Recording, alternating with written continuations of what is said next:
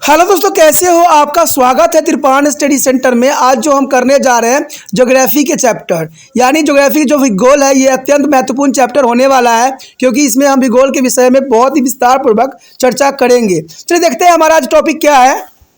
हमारे जल संसाधन। देखिए, हमारे जल संसाधन के अंतर्गत बहुत ही महत्वपूर्ण चैप्टर है, क्योंकि आपको पता है कि जल ही जीवन है और इसके अंतर्गत हर एक पहलू के विषय में यहाँ पर विस्तार पूर्वक हम जानेंगे कि जल जो है हमारे लिए कितने महत्वपूर्ण है और जल का वितरण जो है किस प्रकार भारत में हुआ है और इसका जो है लोगों पर क्या बुरा प्रभाव भी देखने को मिलता है और लोग जो है इसको कैसे जो है प्रदूषित कर रहे हैं और इसके कैसे जो है इसको संशोधित किया जा सकता है। तो हर एक पहलू पे जो है यहाँ पर विस्तार पूर्वक चर्चा करेंगे और जानेंगे कि जल जो है जीवन किस प्रकार जो है बन सकता है और लोग जो है इसको कैसे बचा सकते हैं। तो यहाँ हमारा पहला पॉइंट यही आता है, जल संसाधन। आखिर जल संसाधन है क्या? कहते हैं जल प्रकृति का सबसे मूल्यवान उपहार है।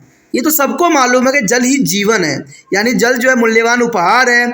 यह अपूर्ण्य और असमाप्त होने वाले संसाधन है। अब देखिए, ये बात अगर यहाँ पर ये पॉइंट आती है कि अपूर्ण्य और असमाप्त होने वाले कार्य संसाधन है, तो हम इतने क्यों टेंशन में? ये तो अपूर्ण्य और समाप्त होने वाला संसाधन है, यानी इसका रिसाइकल होता है। लेकिन दोस्तों, कहते हैं रिसाइकल कोई चीज़ इतना ही हद तक हो सकता है जितना तक उसकी सीमा होती है। कहते हैं आज के समय में लोग ने जलों को इतनी प्रदूषित कर दिया गया है कि जल जो है रिसाइकल होने के पश्चात भी शुद्ध रूप में नहीं मिल रहा है, परंतु यह संकटग्रस्त संसाधन भी अब मानी जा रही है। देखा जाए तो जल जो है एक पुण्य पूर्ति होने वाले संसाधन है, लेकिन फिर भी इसका जो है ऐसे जो है दिन प्रतिदिन उपयोग किया जा रहा है और नष्ट किया जा रहा है कि ये जो है संकटग्रस्त संसाधन में सम्मिलित हो गया है। कहते हैं आज अगर पानी जो बरसात के रूप में हमारे समक्ष आता है तो वो भी आज दूषित ही होता है और कहते हैं ये जो है बहुत बड़ी समस्या उत्पन्न कर दिया है। इसलिए पानी की प्रतिशत अधिक होने के पश्चात भी कहते हैं बूंद बूंद के लिए लोग जो है तरसेंगे। पानी की मांग दर बढ़ती जा रही है और जल पूर्ति दर घटती ही चली जा रही है। विश्व के संदर्भ में देखा जाए तो भारत के पास 4% जल है, जबकि जनसंख्या जो है 16% है और इसका अर्थ यही हुआ कि विश्व के औसत की तुलना में हमारे यहाँ प्रति व्यक्ति के हिस्से में केवल 1/4 जल ही आता है। संचित क्षेत्रीय दृष्टि से भारत का विश्व में पहला स्थान है।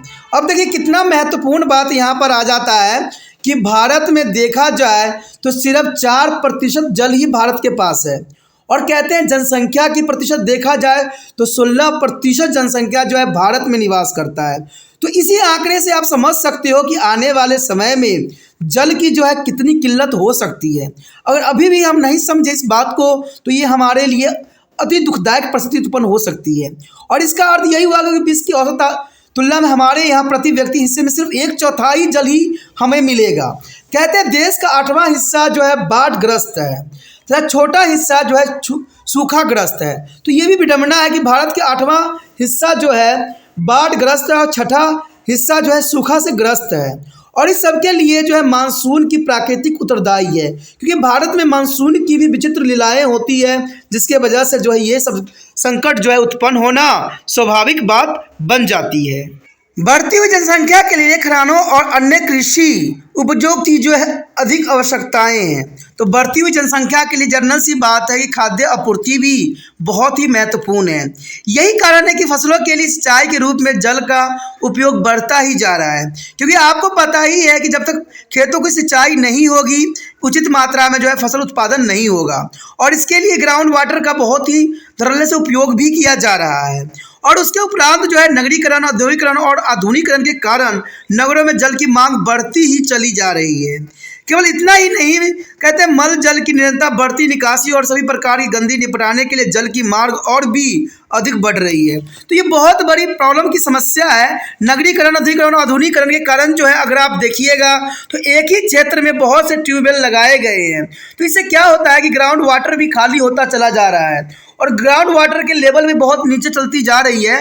तो ये भी बहुत बड़ी समस्या उत्पन्न होने वाला है और इसका कारण ये भी है कि हम जिस प्रकार वनों को नाश करते जा रहे हैं तो पानी जो होल्ड करने की क्षमता है वृक्षों के अंदर वो शायद क्षमता खत्म हो गई है, क्योंकि बहते हुए पानी से जो है अंडरग्राउंड वाटर रिचार्ज कभी नहीं होती, क्योंकि जब तक वर्षा के पानी कुछ समय नहीं ठहरेगा तब तक जो है ग्राउंड वाटर रिचार्ज नहीं होगा। तो इससे ये पता लगता है कि आने वाला समय में लोग जो है बूंद बूंद के लिए तरसेंगे, और ऐसा दिन बहुत दूर नहीं है, बहुत ही नज़दीक है जिस समय पानी के लिए, शुद्ध जल के लिए लोगों को जो है तरसना पड़ेगा और बहुत अधिक कीमत देने की आवश्यकता पड़ेगी। तो आज ही समझ जाइए, कहते हैं हर एक बूंद को जो है सेव कीजिए और जो है जल की जो अच्छे स्रोत हैं उनको प्रदूषित नहीं कीजिए। कहते हैं सरकार इसमें कुछ भी नहीं करेगा, सरकार तो सिर्फ वादे करती है, सिर्फ वो अपने जो है रूल रेगुलेशन बनाती है, लेकिन सरकार से कुछ भी नहीं होने वाला है जब तक प्रत्येक नागरिक इसके लिए जागरूक नहीं होगा।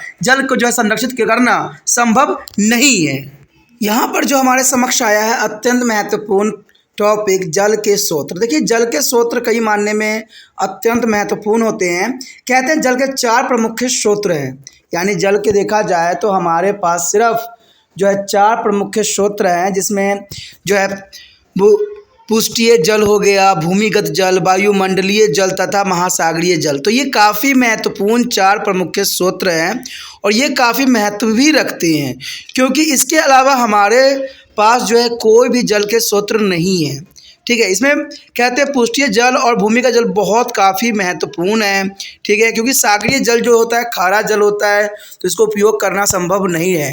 कहते हैं आज के समय में ज़रूर इसका जो है आधुनिकीकरण के कारण जो है इसमें कुछ बदलाव की गई है, बट हो सकता है कि आने वाला फ्यूचर में इसको जो शुद्ध किया जा सके, लेकिन फ़िलहाल अभी कुछ भी इस पर कहा नहीं जा सकता। हम अपने व्यवहारिक जीवन में प्रत्यक्षतः जो है पुष्टीय और भूमिगत जल का ही प्रयोग करते हैं। ठीक है, यानी देखा जाए तो हम यहाँ पर भी जो है 2 ही बातों पर जो है डिस्कस करेंगे विस्तार पूर्वक, पुष्टीय और भूमिगत जल, क्योंकि यही 2 ऐसा है जिसके बारे में हम विस्तार पूर्वक जान सकते हैं।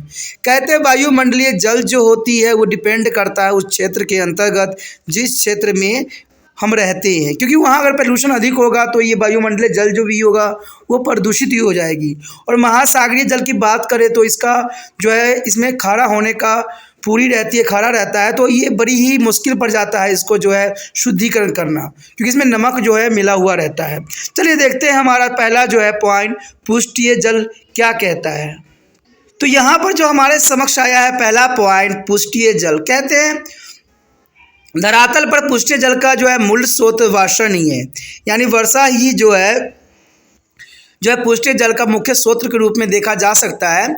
और वर्षण का लगभग 20% भाग जो है वाष्पित होकर वायुमंडल में विलीन हो जाता है। तो इसमें कोई दो राय नहीं है, 20% भाग जो है वाष्पित होकर जो है वायुमंडल में फिर विलीन हो जाता है। जल का कुछ अंश जो है भूमिगत भी हो जाता है, और पुष्टीय जल का एक बहुत बड़ा भाग जो है धरातल पर नदियों जैसे नाले, तालाबों, झीलों और पोखर जोरों में मिलती है। कहते हैं शेष जल जो है बहकर सागर महासागर में जा मिलता है। और भूपृष्ठीय पर पाए जाने वाले जल के पुष्टीय एवं धरातलीय जल भी कहते हैं, क्योंकि ये भूपृष्ठ पर मिलते हैं, इसलिए इसको पुष्टीय या धरातलीय जल के नाम से भी जाना जा सकता है। तो इसमें कोई दो राय नहीं। कहते हैं कुल पुष्टीय जल का जो है लगभग 2/3 भाग देश के 3 बड़ी नदियाँ ही जो है कुपाई कर रखी, चाहे वो सिंधु हो, गंगा हो, ब्रह्मपुत्र से होकर बहता है। तो ये बहुत काफ़ी महत्वपूर्ण बात आता है कि 2/3 भाग जो है इन 3 बड़ी नदियों के अंतर्गत ही आता है, चाहे वो सिंधु हो, गंगा हो, ब्रह्मपुत्र हो। कहते हैं आज भारत में जो है निर्मित जलाशयों के जल भंडारण की क्षमता लगभग 174 अरब घन मीटर है। ठीक है, तो काफ़ी महत्वपूर्ण है, 174 जो है अरब घन मीटर है। कहते स्वतंत्रता के समय जलाशयों के भंडार की जो है क्षमता मात्र जो है 18 अरब घन मीटर ही थी, यानी स्वतंत्रता के समय देखा जाए तो बहुत ही कम थी, लेकिन आज के समय में देखा जाए तो 174 अरब घन सेंटीमीटर मीटर में आ चुका है। और इस प्रकार जल भंडारण की क्षमता लगभग 10 गुना जो है बढ़ता ही चला जा रहा है। तो ये काफ़ी महत्वपूर्ण है पुष्टीय जल। कहते हैं कि गंगा द्रोणी में उपयोग के योग्य जल भंडारण की क्षमता सबसे अधिक है, यानी गंगा द्रोणी में उपयोग के योग्य जल भंडारण की क्षमता सबसे अधिक है, लेकिन आज गंगा जो है प्रदूषित काफ़ी हो चुकी है। तो इसका जो है बहुत बड़ा सबक जो है आने वाला समय में इंसानों को भोगना पड़ सकता है, लेकिन देखा जाए तो गंगा श्रेणी में उपयोग किए योग्य जल भंडारण की क्षमता सबसे अधिक है। परंतु ब्रह्मपुत्र नदी द्रोणी में वार्षिक प्रवाह सर्वाधिक होते हुए भी उपयोग योग्य जल भंडारण की क्षमता बहुत ही कम है। गोदावरी, कृष्णा, महानदी तथा सिंधु नदी द्रोणी में भंडारण क्षमता पर्याप्त है। तो उपयोग योग्य जल भंडारण की क्षमता को अनुपात की दृष्टि से देखा जाए तो ताप्ती नदी द्रोणी का पहला स्थान बनता है। यानी ताप्ती नदी द्रोणी का जो है पहला स्थान इसलिए बनता है क्योंकि ये अधिक प्रदूषित अभी नहीं है।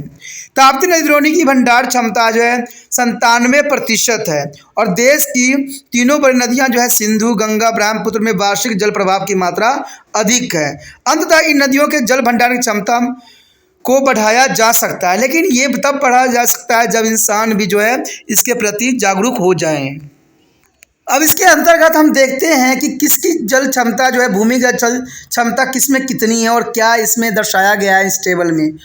तो जैसा कि आप नदी द्रोणी देख सकते हो, पृष्ठीय जल प्रवाह, भूमिगत जल का जो है वार्षिक प्रवाह, उपयोग कहते हैं अनुपयोग जो है उपयोग योग्यता क्षमता। तो गंगा में देखा जाए तो वार्षिक प्रवाह जो है यानी पृष्ठीय जल प्रवाह जो है 525 है और भूमिगत जल जो है देखा जाए तो 171 से लेकर 157 योग्य क्षमता है। ब्रह्मपुत्र जो है 600 जो है 29 पे है और इसका जो देखा जाए उपयोग क्षमता सिर्फ 24 ही है। तो बहुत ही दुर्दायक परिस्थिति की पृष्ठीय जल प्रभाव जो है सबसे अधिक है, लेकिन इसका उपयोगी क्षमता जो है बहुत ही कम है। गंगा बेशक इसके प्रभाव जो है पृष्ठीय जल प्रभाव कम है, लेकिन इसकी जो है उपयोगी क्षमता सबसे अधिक है। गोदावरी जो है 110.5 के अंतर्गत आता है इसकी पृष्ठीय जल प्रभाव, लेकिन इसकी जो है 37% उपयोगी योग्य क्षमता रखता है। तो काफ़ी महत्वपूर्ण यहाँ पर बात है। आगे देखिए हम तो कृष्णा भी जो है 70 के आसपास जो है पृष्ठभूमि हो और इसका उपयोग की क्षमता अच्छा दिखाई दे रहा है।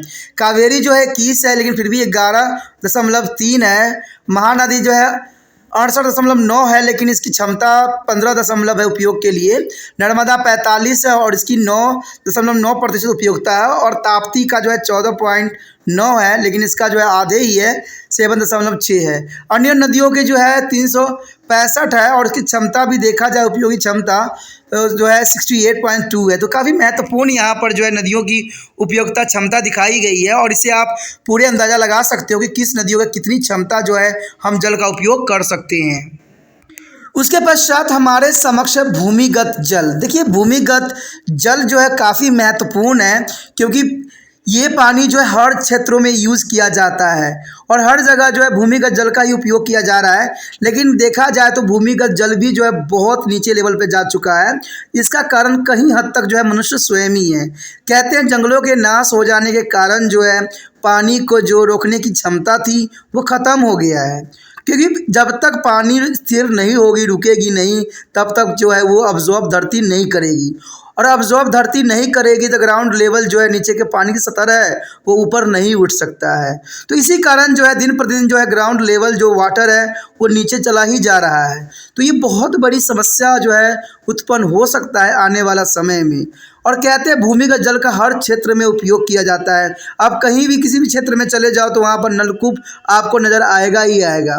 तो ये काफ़ी महत्वपूर्ण है भूमिगत जल के जो है रिचार्ज होना, लेकिन देखा जाए तो इंसानों की गतिविधियों के कारण भूमिगत जल भी जो है आज के समय में रिचार्ज नहीं हो पा रहा है। तो कहते हैं वर्षा का एक जल रिस कर जो है भूमिगत होता रहता है और रिसेगा तब जब पानी ठहरेगा। तो पानी तो ठहरता ही नहीं है, तो रिस कर भूमिगत जल कैसे जो है रिचार्ज होगा। जल रिसाव की प्रक्रिया जो है भूजल जल से भी होती है और दोनों ही माध्यम से भूमि के नीचे विशाल मात्रा में पानी इकट्ठा हो जाता है। इसे भूमिगत जल तथा भौम जल भी कहते हैं। केंद्रीय भौम जल बोर्ड के अनुसार जो है 1994 से 95 में भारत में अपूर्ण भूमिगत जल क्षमता लगभग जो है 4031 अरब घन मीटर प्रति वर्ष थी और इसमें से लगभग जो है 396 अरब घन मीटर जल उपयोग के लिए उपयोग भी थे। लेकिन काफ़ी महत्वपूर्ण बात यहाँ पर आ जाता है कि भूमिगत जल का वितरण सर्वथा सामान्य नहीं होता है। भूमिगत जल की जो है उपलब्धता वर्षा की मात्रा, वर्षा की प्राकृतिक भूमि के स्वभाव तथा भूमि के ढाल पर निर्भर करती है। अधिक वर्षा वाले भागों में जहां भूमिगत समतल तथा आर्द्र मृदा वाली है वहीं पानी आसानी से रिस जाता है। इन क्षेत्रों में भूमिगत जल कम गहरा पर पर्याप्त मात्रा में मिलता है। राजस्थान जैसे क्षेत्रों में जो है समतल भू भाग तथा जो सरंध्र बलुआई मृदा होते हुए भी वर्षा की कमी के कारण जल अधिक गहराई पर कम मात्रा में मिलता है। क्योंकि यहाँ पर जो है बहुत ही कम रेन होती है और जिस क्षेत्र में रेन होती है वहाँ पर जो है भूमिगत रिसाव की मात्रा बहुत ही कम होती है। देश के उत्तर पूर्वी क्षेत्रों में यद्यपि अधिक वर्षा होती है, परंतु भूमि के ढालू होने के कारण जल के प्रवेश के लिए अनुकूल परिस्थितियाँ नहीं मिल पाती है। फलस्वरूप ये होता है कि इन भागों में भी भूमिगत जल अधिक गहराई में तथा कम मात्रा में मिलती है, जो कि बहुत चिंता का विषय है। कहते हैं गंगा ब्रह्मपुत्र जो मैदानों तथा तटीय मैदानों में जो है भौम जल के विशाल भंडार है। तो इसमें कोई दो राय नहीं, गंगा ब्रह्मपुत्र के मैदानों तथा तटीय मैदानों में जो है भूमिगत जल की जो है विशाल भंडार है। कहते हैं प्रायद्वीपीय पठार, हिमालय क्षेत्र तथा मरुस्थलीय भागों में भूमिगत जल की मात्रा में मिलती है। यानी इस क्षेत्र में जो है भूमिगत जल बहुत कम मात्रा में मिलती है, चाहे वो प्रायद्वीपीय पठार हो, हिमालय क्षेत्र हो तथा मरुस्थलीय भाग में जो है भूमिगत जल की मात्रा बहुत ही कम है और ये बहुत चिंता का ही विषय है। उसके पश्चात हमारे समक्ष आता है भूमिगत जल क्षमता का उपयोग। देखिए, जिन क्षेत्रों में वर्षा की मात्रा अपेक्षाकृत कम होती है वहाँ पर जो है भूमिगत जल का उपयोग बड़े पैमानों पर किया जाता है। पंजाब, हरियाणा, राजस्थान, तमिलनाडु, गुजरात तथा उत्तर प्रदेश में भूमिगत जल का उपयोग बड़े पैमानों पर किया जाता है। तो इसमें कोई दो राय नहीं है, चाहे पंजाब हो, हरियाणा हो, राजस्थान हो, तमिलनाडु हो, गुजरात तथा उत्तर प्रदेश में भूमिगत जल का उपयोग बड़े पैमानों पर किया जाता है। जबकि आंध्र प्रदेश, महाराष्ट्र, कर्नाटक, छत्तीसगढ़ जैसे क्षेत्र है जहाँ वर्षा की मात्रा कम होते हुए भी भूमिगत जल का उपयोग कम हो पाता है। भूमिगत जल के विकास की विशेष आवश्यकता है, इसलिए कहते हैं कि इन चीज़ों का जो संरक्षण करना और भी महत्वपूर्ण बन जाता है। यहाँ पर जो हमारा पॉइंट आया है वाटर संतुलन, देखिए बहुत काफ़ी महत्वपूर्ण है कि जल संतुलन क्या है। कहते हैं जल संतुलन का अर्थ होता है कि कुल्ले जल कितना उपलब्ध है और इसको यूज़ कितना किया जाता है, इन दोनों के बीच की कुल राशि को जो है हम बीच संतुलन करते हैं। तो जल संसाधन वितरण में स्थान तथा समय के अनुसार बहुत अंतर मिलता है। वर्षा ऋतु में जल पर्याप्त मात्रा में उपलब्ध होता है और शुष्क ऋतु आने पर जल की कमी होने ही लगती है। हमारे पुष्टि और भूमिगत जल के भंडार लगभग काफ़ी जो है ख़त्म भी हो गए हैं, तो इसमें कोई दो राय नहीं है। तो आप समझ गए होंगे कि जो वाटर बजट क्या है। तो वाटर बजट जो होती है टोटल नंबर्स ऑफ जो है वाटर और उसमें जो यूज़ करने लायक वाटर है उनके बीच के जो है संतुलित मात्रा को जो है यहाँ पर वो जो है बजट वाटर बजट कहते हैं। तो ये बहुत महत्वपूर्ण है और ये वर्षा ऋतु में जल पर्याप्त मात्रा उपलब्ध होते हैं और शुष्क ऋतु आने पर जल की कमी होने लग जाती है, जो कि काफ़ी महत्वपूर्ण बात को यहाँ उजागर किया गया है। यहाँ पर देखा जाए तो कहते हैं भारत में जो है 23,840 अरब घन मीटर है। आप सोच रहिएगा कि यहाँ पर जो है 2,384 अरब घन मीटर है, लेकिन यहाँ पर मिस प्रिंट हो रखा है, जीरो जो है दोनों जगह पर नहीं लगाई गई है, इसलिए थोड़ा सा आपको गलत लग रहा होगा। लेकिन जो इंग्लिश में है उसी के बेस पे यहाँ पर बताई जा रही है कि 23,840 जो है अरब घन मीटर है हमारे भारत में, लेकिन इसमें से केवल जो है 10,860 अरब घन मीटर जल ही उपयोग में लिए जा रहे हैं। तो ये काफ़ी महत्वपूर्ण है कि अभी भी जो है काफ़ी आधे वाटर का हम यूज़ कर रहे हैं। तो ये हो सकता है कि आने वाले समय में इसका अपना एक महत्वपूर्ण स्थान रहे, तो ज़रूरी भी है। जल की मात्रा मापने की इकाई जो होती है घन मीटर या हेक्टेयर मीटर में होती है।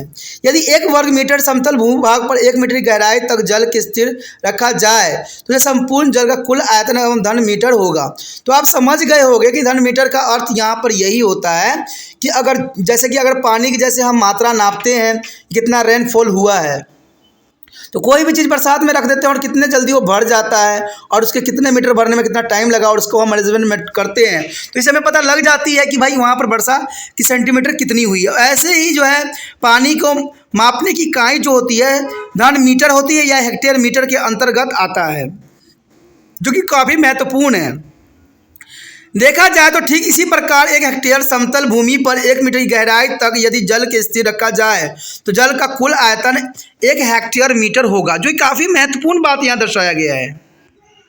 भारत की वर्षा की प्राकृतिक और उसके वितरण के स्वरूप के विषय में आपने साधारणा जो है लेसन में आपने विस्तार पूर्वक चर्चा किया था। अगर नहीं आपने 17 चैप्टर देखा है तो उसको अवश्य देख लीजिए। इसमें जो है आपको सारी इन्फॉर्मेशन जो है वर्षा की वितरण किस प्रकार से होती है उसको मैप के अंतर्गत दर्शाया गया है, तो देखिएगा तो आपको बहुत फ़ायदा होगा। ठीक है, भारत में 90% वर्षा जून से अगस्त तक जो है 3 महीने के अल्प अवधि में ही होती है। यानी देखा जाए तो 90 से अधिक प्रतिशत जो है वर्षा सिर्फ 3 माह के अंतर्गत ही होती है। तो जो समय अवधि यहाँ पर रेन की है बहुत ही कम है और ग्राउंड रिचार्ज होने का समय भी बहुत कम है। भारत वर्षा के दिनों की संख्या में भी बहुत अंतर मिलता है। पश्चिमी तट पर वर्षा वाले दिनों का औसत जो है 137 दिन है। यानी देखा जाए तो पश्चिमी तट पर जो है वर्षा वाले दिनों का औसतन जो है 137 दिन है। राजस्थान में दिनों की संख्या घटकर 10 से भी कम हो जाता है। तो ये काफ़ी महत्वपूर्ण है कि राजस्थान में दिनों की संख्या घटकर जो है 10 से भी कम हो जाती है और वर्षा की प्राकृतिक में अंतर पाया जाता है। अधिक वर्षा वाले क्षेत्र में वर्षा प्राय तेज और लगातार हो सकती है। यानी वर्षा वाले क्षेत्रों में वर्षा प्राय तेज भी हो सकती है और लगातार भी हो सकती है, जबकि कम वर्षा वाले भागों में वर्षा की प्राकृतिक मध्य तथा रुक रुक कर जो अथवा बीच में अंतराल देकर हो सकती है। अंततः वर्षा के क्षेत्रीय वितरण में अधिक असमानताएं मिलती है और देश के 8% भूभाग पर जो है 200 सेंटीमीटर से भी अधिक वर्षा होती है। जैसे हमने 17 चैप्टर में ऑलरेडी डिस्कस कर चुके हैं कि मेघालय में सबसे अधिक वर्षा होता है चेरापूंजी के पास, जहाँ पर जो है 400 सेंटीमीटर से भी अधिक होता है। लेकिन देखा जाए तो भारत में औसतन जो है देश के 8% भाग पर जो है 100 सेंटीमीटर से अधिक वर्षा होती है और 20% भाग में जो है 125 सेंटीमीटर से 200 सेंटीमीटर वर्षा होती है। और कहते हैं 42% भाग पर जो है यहाँ पर जहाँ 75 से 125 सेंटीमीटर वर्षा होती है और शेष 30% भाग पर जो है 75 सेंटीमीटर से भी कम वर्षा होती है। तो वर्षा का जो है असामान्य वितरण ही पुष्टि तथा भूमिगत जल के असामान्य वितरण के लिए उत्तरदायी होती है। तो यहाँ पर बहुत ही महत्वपूर्ण बात को चर्चा की गई है और बहुत ही ज़रूरी भी है, क्योंकि ये वर्षा की जो है वितरण है और बहुत महत्वपूर्ण भी है। चलिए देखते हैं हमारा अगला पॉइंट क्या है। यहाँ पर जो हमारे समक्ष आया है जल की उपयोगिता। देखिए जल की उपयोगिता यहाँ पर काफ़ी महत्वपूर्ण बात आया है कि जल की उपयोगिता हम कैसे कर सकते हैं। कहते हैं भारत में जनसंख्या निरंतर और तेज़ी से बढ़ रही है, इसमें कोई दो राय नहीं है। भारत जनसंख्या की जो रफ्तार है बहुत चिंता का विषय है और भारत जनसंख्या निरंतर जो है बढ़ना सबसे जरूर आने वाला समय में जो है त्रसता का एक कारण बन सकती है।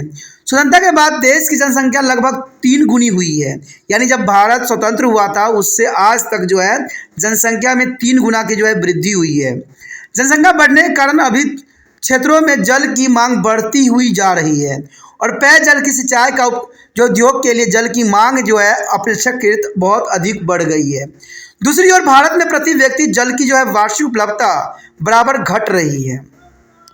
तो काफ़ी महत्वपूर्ण है कि दूसरी ओर भारत प्रति व्यक्ति जल की वार्षिक उपलब्धता जो है बराबर घटती चली जा रही है। कहते हैं सन 1951 में प्रति व्यक्ति वार्षिक जल की उपलब्धता जो थी 5170 घन मीटर थी, जो 2001 में घटकर 1829 घन मीटर प्रति व्यक्ति वर्ष रह गई। तो देखिए कितना यहाँ पर चिंता का विषय है कि समय के साथ जो है ये घटता ही चला जा रहा है और आने वाला समय में अर्थात 2025 तक पहुँचते पहुँचते जल की उपलब्धता प्रति व्यक्ति घटकर जो है 1342 घन मीटर प्रति वर्ष रह जाएगी, जो कि काफ़ी चिंता का ये सबब है।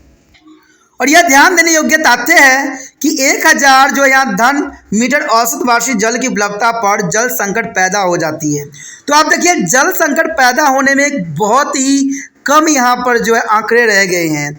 1000 घन सेंटीमीटर जो है मीटर औसत वार्षिक वर्षा की जो है जल संकट कहा जा सकता है। तो देखिए यहाँ पर 2025 में 1342 है। तो सिर्फ जो यहाँ पर परसेंटेज रह गई है 342 घन मीटर के आसपास ही रह गई है। उसके बाद जो है यहाँ पर जल की संकट पैदा होने में चंद ही महीने चंद ही साल लगेंगे। तो आप समझ सकते हो कि आने वाला समय में लोग कितना जो है दुखदायक परिस्थिति से गुजरने वाले हैं और होगा भी। कहते हैं आने वाला समय में ऐसे ऐसे बीमारी भी आएंगे जो इंसानों को जो है जीवन को तहस नहस कर देंगे, क्योंकि ये सब जो होते हैं जल के अंतर्गत ही होते हैं। आज कई देश जो है जल की संकट स्थिति में पहुंच चुके हैं और आने वाला समय में यहाँ भारत का भी नाम होगा, इसमें कोई दो राय नहीं है। यहाँ तक उन्हें जल की जो है आयात करना पड़ता है। तो अब होने वाला देखिए कहते हैं आने वाला समय में कहते हैं भारत को भी दूसरे देशों से जल को मंगवाना पड़ेगा, क्योंकि जिस प्रकार जनसंख्या बढ़ रही है और जिस प्रकार हम जो है जलों को प्रदूषित कर रहे हैं, आने वाला समय में जो है एक बूंद भी मिलना संभव नहीं है। तो सोचिए और विचार कीजिए कि ये बात कहाँ तक सही है और इस पर जो है क्या कदम उठाया जा सकता है कि जल को जो है और संरक्षण किया जा सकता है।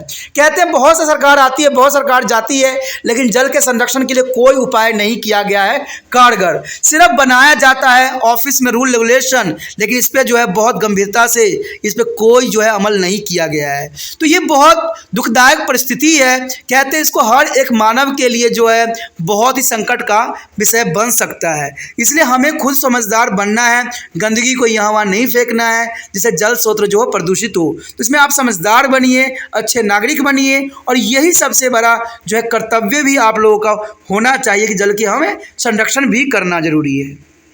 अब यहाँ पर एक डायग्राम आप देख सकते हो जिसमें जो है साल बाई साल जो है अब यहाँ पर जो है जल की उपलब्धता कमती चली जा रही है।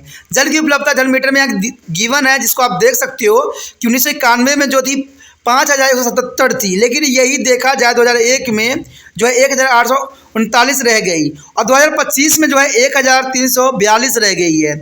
अब सोचिए कि अगर 2030 के आसपास जाएगा तो 1000 तक आ जाएगा, और 1000 तक आने का मतलब यही होता है दोस्तों कि आप जल के संकट में फंस चुके हो। आगे आप लोगों के लिए कोई रास्ता नहीं है। दूसरे देशों से जल कहाँ से मंगवाओगे? सभी देश में जल की संकट से जूझ रहे हैं, और भारत ही ऐसा देश है जहाँ पर जल की अभी तक संकट नहीं आई है। लेकिन ऐसे ही प्रदूषण फैलाते रहे तो आने वाला समय में आपका देश का भी नाम जो है उन्हीं देशों में गिना जाएगा जो जल के संकट से जूझ रहे हैं। कहते हैं पानी का विविध उपयोग है और इस उपयोग की सूची लंबी है। पानी का उपयोग तो आपको पता है कि जीवन में हर क्षेत्र में बहुत महत्वपूर्ण स्थान रखता है। जल नहीं तो जीवन नहीं, ये हम स्लोगन लिखते हैं, और लेकिन इस स्लोगन का जो है वास्तविक जो अर्थ हम नहीं समझते हैं। अब देखिएगा तो हर जगह लिखा रहेगा जल ही जीवन है, जल को संरक्षित कीजिए, और वहीं पे जो है लोग जल को गंदा कर रहे होते हैं। तो ये कहाँ की जो है समझदारी है जो कि बहुत बड़ी विडंबना का सबब बन सकता है। पीने के लिए तो पानी चाहिए ही चाहिए, घरेलू कार्य के लिए चाहिए, सिंचाई के लिए चाहिए, उद्योग लगाने के लिए चाहिए, जन स्वास्थ्य के लिए चाहिए, स्वच्छता के लिए चाहिए, मल मूत्र की निकास के लिए जल अपरिहार्य चाहिए। तो देखिए जल का जो है हर क्षेत्र में उपयोगी है। कहते हैं पहले के समय में कोई नगर बस्ती थी तो वो जल के किनारे बस्ती थी, क्योंकि जल के रिगार्डिंग ही उनका सारे कार्य प्रणाली सुचारू रूप से हो जाता था। इवन कि जल विद्युत के निर्माण तथा परमाणु संयंत्रों के शीतलन के लिए भी विशाल जल राशि निरंतर चाहिए ही चाहिए। अब मत्स्य पालन के लिए भी जल चाहिए, वर्गी और जल क्रियाओं के लिए जो है कल्पना जल के बिना नहीं की जा सकती है। तो कोई भी चीज़ों के लिए जल का देखिए कितना महत्वपूर्ण है। इवन कि हमारे शरीर में जो भी जो है 71% जल ही भरा पड़ा है। तो आप समझ सकते हो कि जल हमारे लिए कितना महत्वपूर्ण है।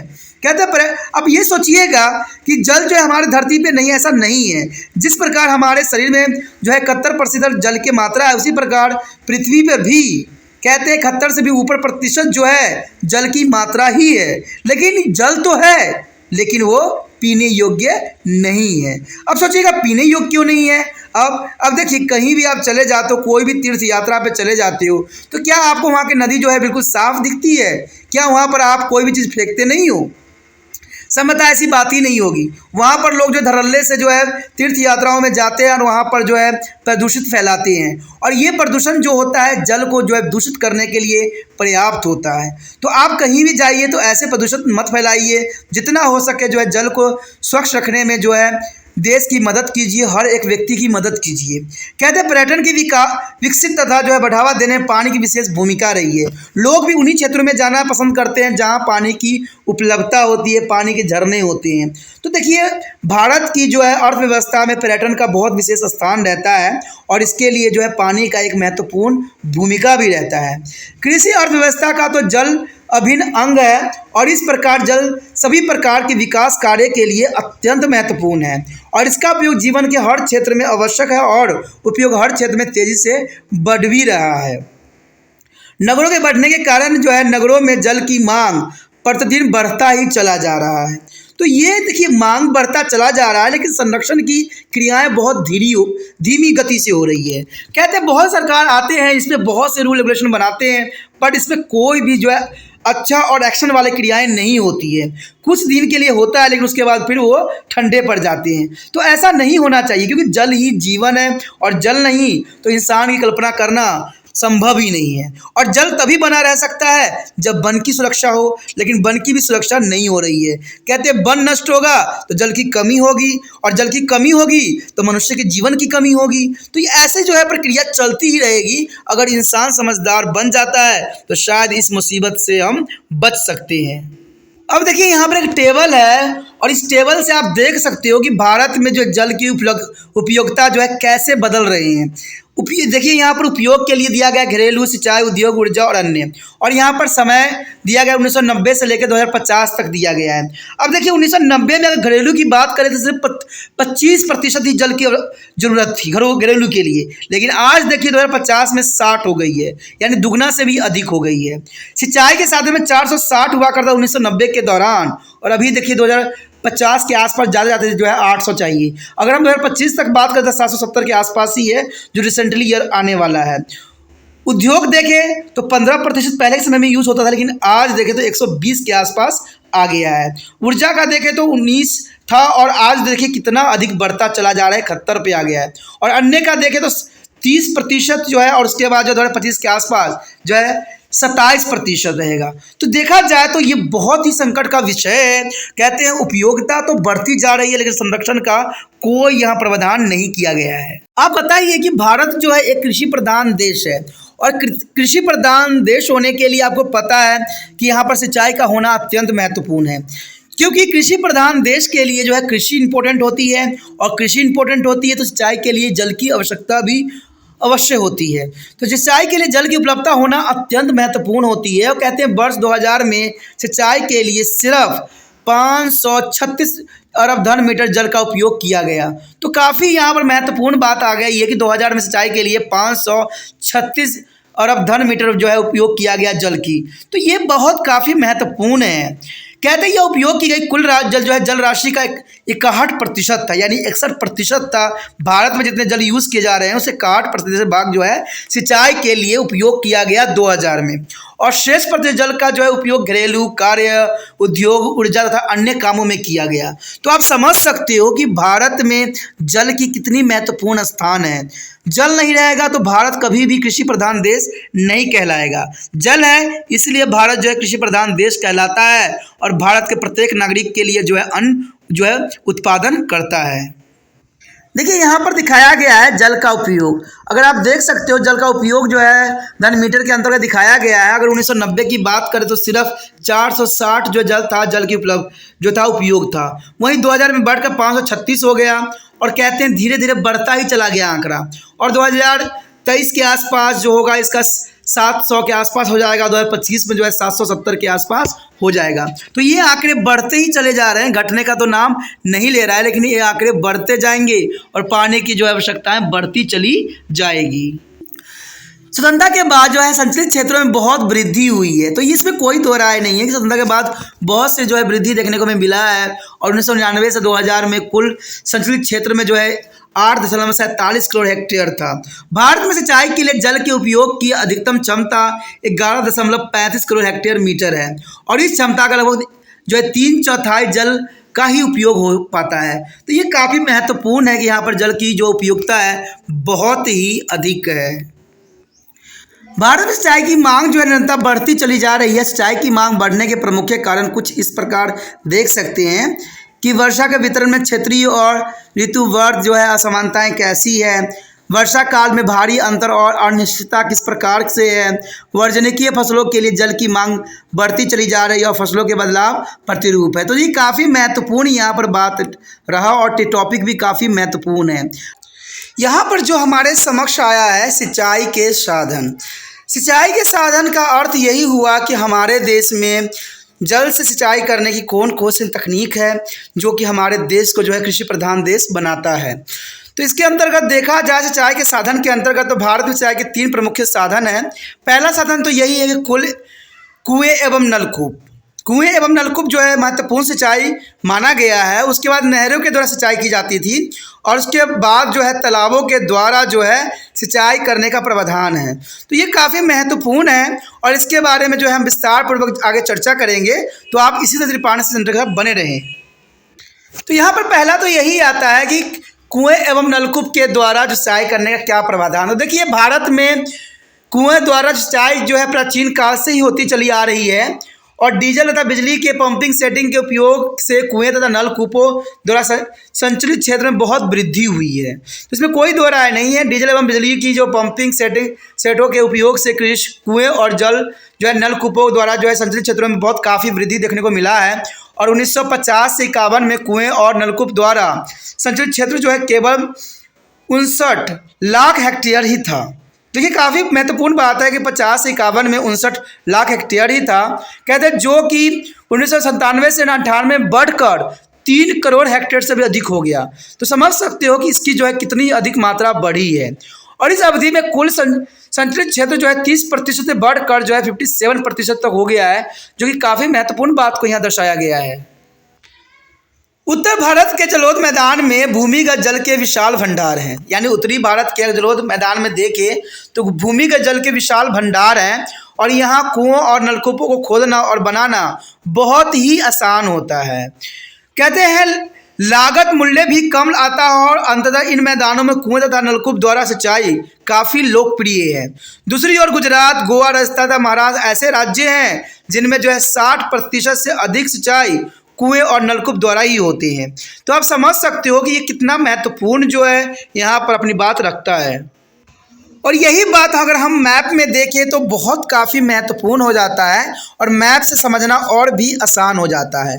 यहाँ भारत के शुद्ध बोया गया संतुलित क्षेत्र को दर्शाया गया है, जो कि महत्वपूर्ण है। अगर आप देख सकते हो तो यहाँ पर शुद्ध बोए गए संतुलित क्षेत्रों का प्रतिशत के अंतर्गत दिखाया गया है। कहते हैं 25% से कम क्षेत्र जो है महाराष्ट्र के साइड आपको दिख रहा होगा और ऊपर देखिएगा तो हिमाचल के साइड भी थोड़ा नज़र आएगा और मेघालय साइड भी इधर साइड नज़र आएगा।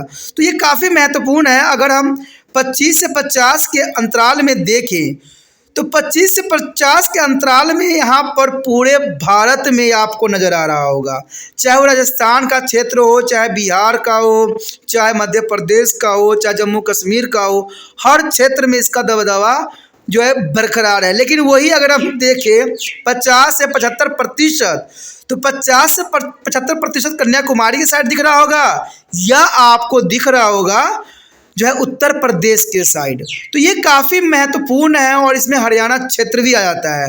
और 75 से जो है अधिक क्षेत्र आपको जो नज़र आ रहा होगा वो पंजाब साइड है। पंजाब और हरियाणा के कुछ क्षेत्र जो है इसके अंतर्गत आते हैं, जो कि काफ़ी महत्वपूर्ण इस मानचित्र में जो है दर्शाया गया। और आप इसको जो है भली भांति अपने मोबाइल की स्क्रीन पे देख सकते हो और इसको लिख भी सकते हो। उसके पश्चात हमारे समक्ष है नहरें। देखिए नहरें का भी अपना एक महत्वपूर्ण स्थान होता है। कहते हैं सन 1960 तक नहरें जो है भारत सिंचाई का मुख्य साधन थी। देखा जाए तो 60 तक नहरों के द्वारा ही सिंचाई करने का प्रावधान था। लेकिन जैसे टेक्नोलॉजी बढ़ती गई, लोगों ने जो है अपने सिंचाई करने के साधनों का जो है विकास कर लिया। देश के कुल सिंचित क्षेत्र में नहरों की लगभग 40% भागीदारी रही है। यानी देखा जाए तो 40% भागीदारी जो है नहरों की ही है। और 1996 से 97 में यह घटकर 31% रह गई और सन 1996 से 97 में नहर द्वारा लगभग 1.74 करोड़ हेक्टेयर क्षेत्र का सिंचाई की गई। तो ये देख ही सकते हो कि इसमें कितने जो है आंकड़े की जो है हेर फेर नज़र आ रही है। और इसका आधे से अधिक भाग जो है 52.5% उत्तर प्रदेश के राज्यों में ही सीमित है। तो देखा जाए तो उत्तर जो है मैदानों क्षेत्र में काफ़ी इसका स्थान देखने को मिलता है। नहरी सिंचाई की दृष्टि से हरियाणा, उड़ीसा, कर्नाटक, पश्चिम बंगाल, आंध्र प्रदेश और पंजाब का नाम उल्लेखनीय है। जम्मू कश्मीर जो है, मिजोरम, असम और त्रिपुरा ऐसे राज्य हैं जो सिंचाई के लिए अधिकतर नहरों पर ही निर्भर होते हैं। तो ये काफ़ी महत्वपूर्ण है कि जम्मू कश्मीर, मिजोरम, असम, त्रिपुरा ऐसे राज्य हैं जो सिंचाई के लिए अधिकतम नहरों पर ही निर्भर हैं, क्योंकि इन राज्यों में सिंचाई के अन्य साधनों का काफ़ी अभाव रहा है। और सबसे कम संचलित क्षेत्रफल वाला राज्य जो है मिजोरम है और सिंचाई के लिए पूर्णतः नहरों पर ही ये राज्य जो है निर्भर हैं। उसके पश्चात है तालाब। देखिए तालाब का भी अपना महत्वपूर्ण स्थान है। कहते हैं सिंचाई में तालाबों की भागीदारी घटी है, यानी तालाब की भागीदारी बहुत घट चुकी है। देश के लगभग 6% संचलित भाग पर तालाब द्वारा सिंचाई की जाती है और प्रायद्वीपीय पठार भाग में तालाबों द्वारा सिंचाई लोकप्रिय है। तो प्रायद्वीपीय पठारों में जो है तालाबों के द्वारा ही जो है सिंचाई की जाती है और यहाँ तालाब बनाना बहुत ही काफ़ी आसान होता है। तालाबों के द्वारा सिंचाई में तमिलनाडु राज्य का पहला स्थान है, यानी तमिलनाडु जो है इसके द्वारा सिंचाई करने में पहला स्थान हासिल किया हुआ है और यहाँ लगभग जो है 22% क्षेत्र तालाबों द्वारा ही संचालित होती है। उड़ीसा, महाराष्ट्र, कर्नाटक, केरल और पश्चिम बंगाल में तालाब द्वारा सिंचाई की जाती है, जो कि काफ़ी महत्वपूर्ण बात को यहाँ दर्शाया गया है। यहाँ पर जो हमारे समक्ष आया है कि नदियाँ, घाटी और परियोजनाएं, देखिए काफ़ी महत्वपूर्ण यहाँ पॉइंट है कि नदी, घाटी और परियोजनाएं, आखिर इनका क्या महत्व है। नदी घाटी परियोजना जो है काफ़ी महत्वपूर्ण रहता है और कहते हैं स्वतंत्रता के बाद से ही देश के आर्थिक रूप से आत्मनिर्भर बनाने तथा लोगों का जो जीवन से सुधारने के लिए योजनाबद्ध जो है आर्थिक गतिविधियां आरंभ की गई थी। काफ़ी महत्वपूर्ण है। देखिए नदी घाटी परियोजना के अंतर्गत जो है कई राज्यों को जो है विकसित और समृद्ध बनाई गई है, इसमें कोई दो राय नहीं है। इसमें से नदी घाटी परियोजनाओं के विकास पर विशेष बल दिया गया है और इस परियोजनाओं द्वारा जो है नदी घाटी से जुड़ी विभिन्न समस्याओं का भी हल करना जो है उचित समझा भी गया है। इसमें बाढ़ नियंत्रण, मृदा अपरदन पर रोक, सिंचाई और पीने के लिए पानी, उद्योग के लिए जल उपलब्ध कराना, विद्युत उत्पादन, परिवहन, मनोरंजन, वन्य जीवन संरक्षण और मत्स्य का विकास इस परियोजना का मुख्य उद्देश्य रहे हैं। तो कहते हैं ये जो परियोजनाएं बनाई गई है अत्यंत महत्वपूर्ण है और महत्वपूर्ण यहाँ पर और भी रखते हैं। आगे जो हम देखेंगे चलिए देखते हैं कि यहाँ पर कौन सी परियोजनाएं बनाई गई और इसका कौन से देश को जो है वो बेनिफिट मिला है। यहाँ पर आप देख सकते हो कि भारत की प्रमुख नदी और घाटी परियोजनाएं यहाँ दर्शाया गया है। परियोजना के नाम बताए गए हैं, नदी है, निर्मित बांध और जलाशय और लाभान्वित राज्य है। तो सबसे पहले जो है दामोदर घाटी है। दामोदर घाटी जो है नदी जो बनाई गई है दामोदर नदी पे बनाई गई है, जिसमें तिलैया, कोनार, मैथान, पेंचहिल ये सब जलाशय का नाम है, डैम का नाम है। और ये जो है बेनिफिशियल स्टेट जो है झारखंड, पश्चिम बंगाल को इससे बहुत ही लाभ मिला है। अगर आगे बात करें हम तो ये है भाखड़ा नंगल। भाखड़ा नंगल जो है सतलुज नदी पे बनाई गई है और इस बांध का नाम है भाखड़ा नंगल और पोंगे के नाम से जाना जाता है और इसको लाभांतरित राज्य जो है पंजाब, हिमाचल, हरियाणा, दिल्ली काफ़ी इससे लाभांतरित हो रहा है। ठीक है, उसके बाद हीराकुंड की बात करें तो ये महानदी पे बनाई गई है और इस जो बांध का नाम है हीराकुंड भी है, टिकरनपाड़ा भी है, नडास भी है और इसका जो बेनिफिशियल स्टेट है मध्य प्रदेश है, उड़ीसा है, छत्तीसगढ़ है, जो कि काफ़ी महत्वपूर्ण है। उसके पश्चात हमारे समक्ष है यहाँ पर तुंगभद्र। तुंगभद्र जो है तुंगभद्र नदी पे बनाई गई और इसके जो डैम का नाम है बांधों के साथ नहरें तुंगभद्र बांध ही बनाई गई है और इससे जो काफ़ी जो लाभांतरित स्टेट है वो कर्नाटक है, आंध्र प्रदेश है। उसके बाद है नागा अर्जुन सागर जो कि कृष्णा नदी पे बनाई गई है और इसका नाम जो है नागा अर्जुन सागर बांध के नाम से ही जाना जाता है और इसका जो है लाभांतरित राज्य है वह आंध्र प्रदेश। आंध्र प्रदेश से इसे काफ़ी लाभ उठाया है। उसके पश्चात है नर्मदा घाटी।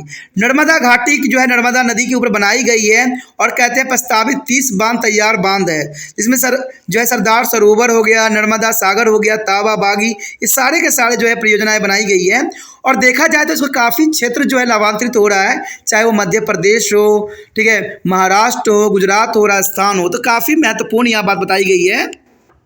उसके पश्चात है कोशी। कोशी काफ़ी महत्वपूर्ण है और कोशी पे जो है कई बांध बनाई गई है, चाहे कोशी बैराज हो, कोशी शक्ति गृह हो, हनुमान नगर हो।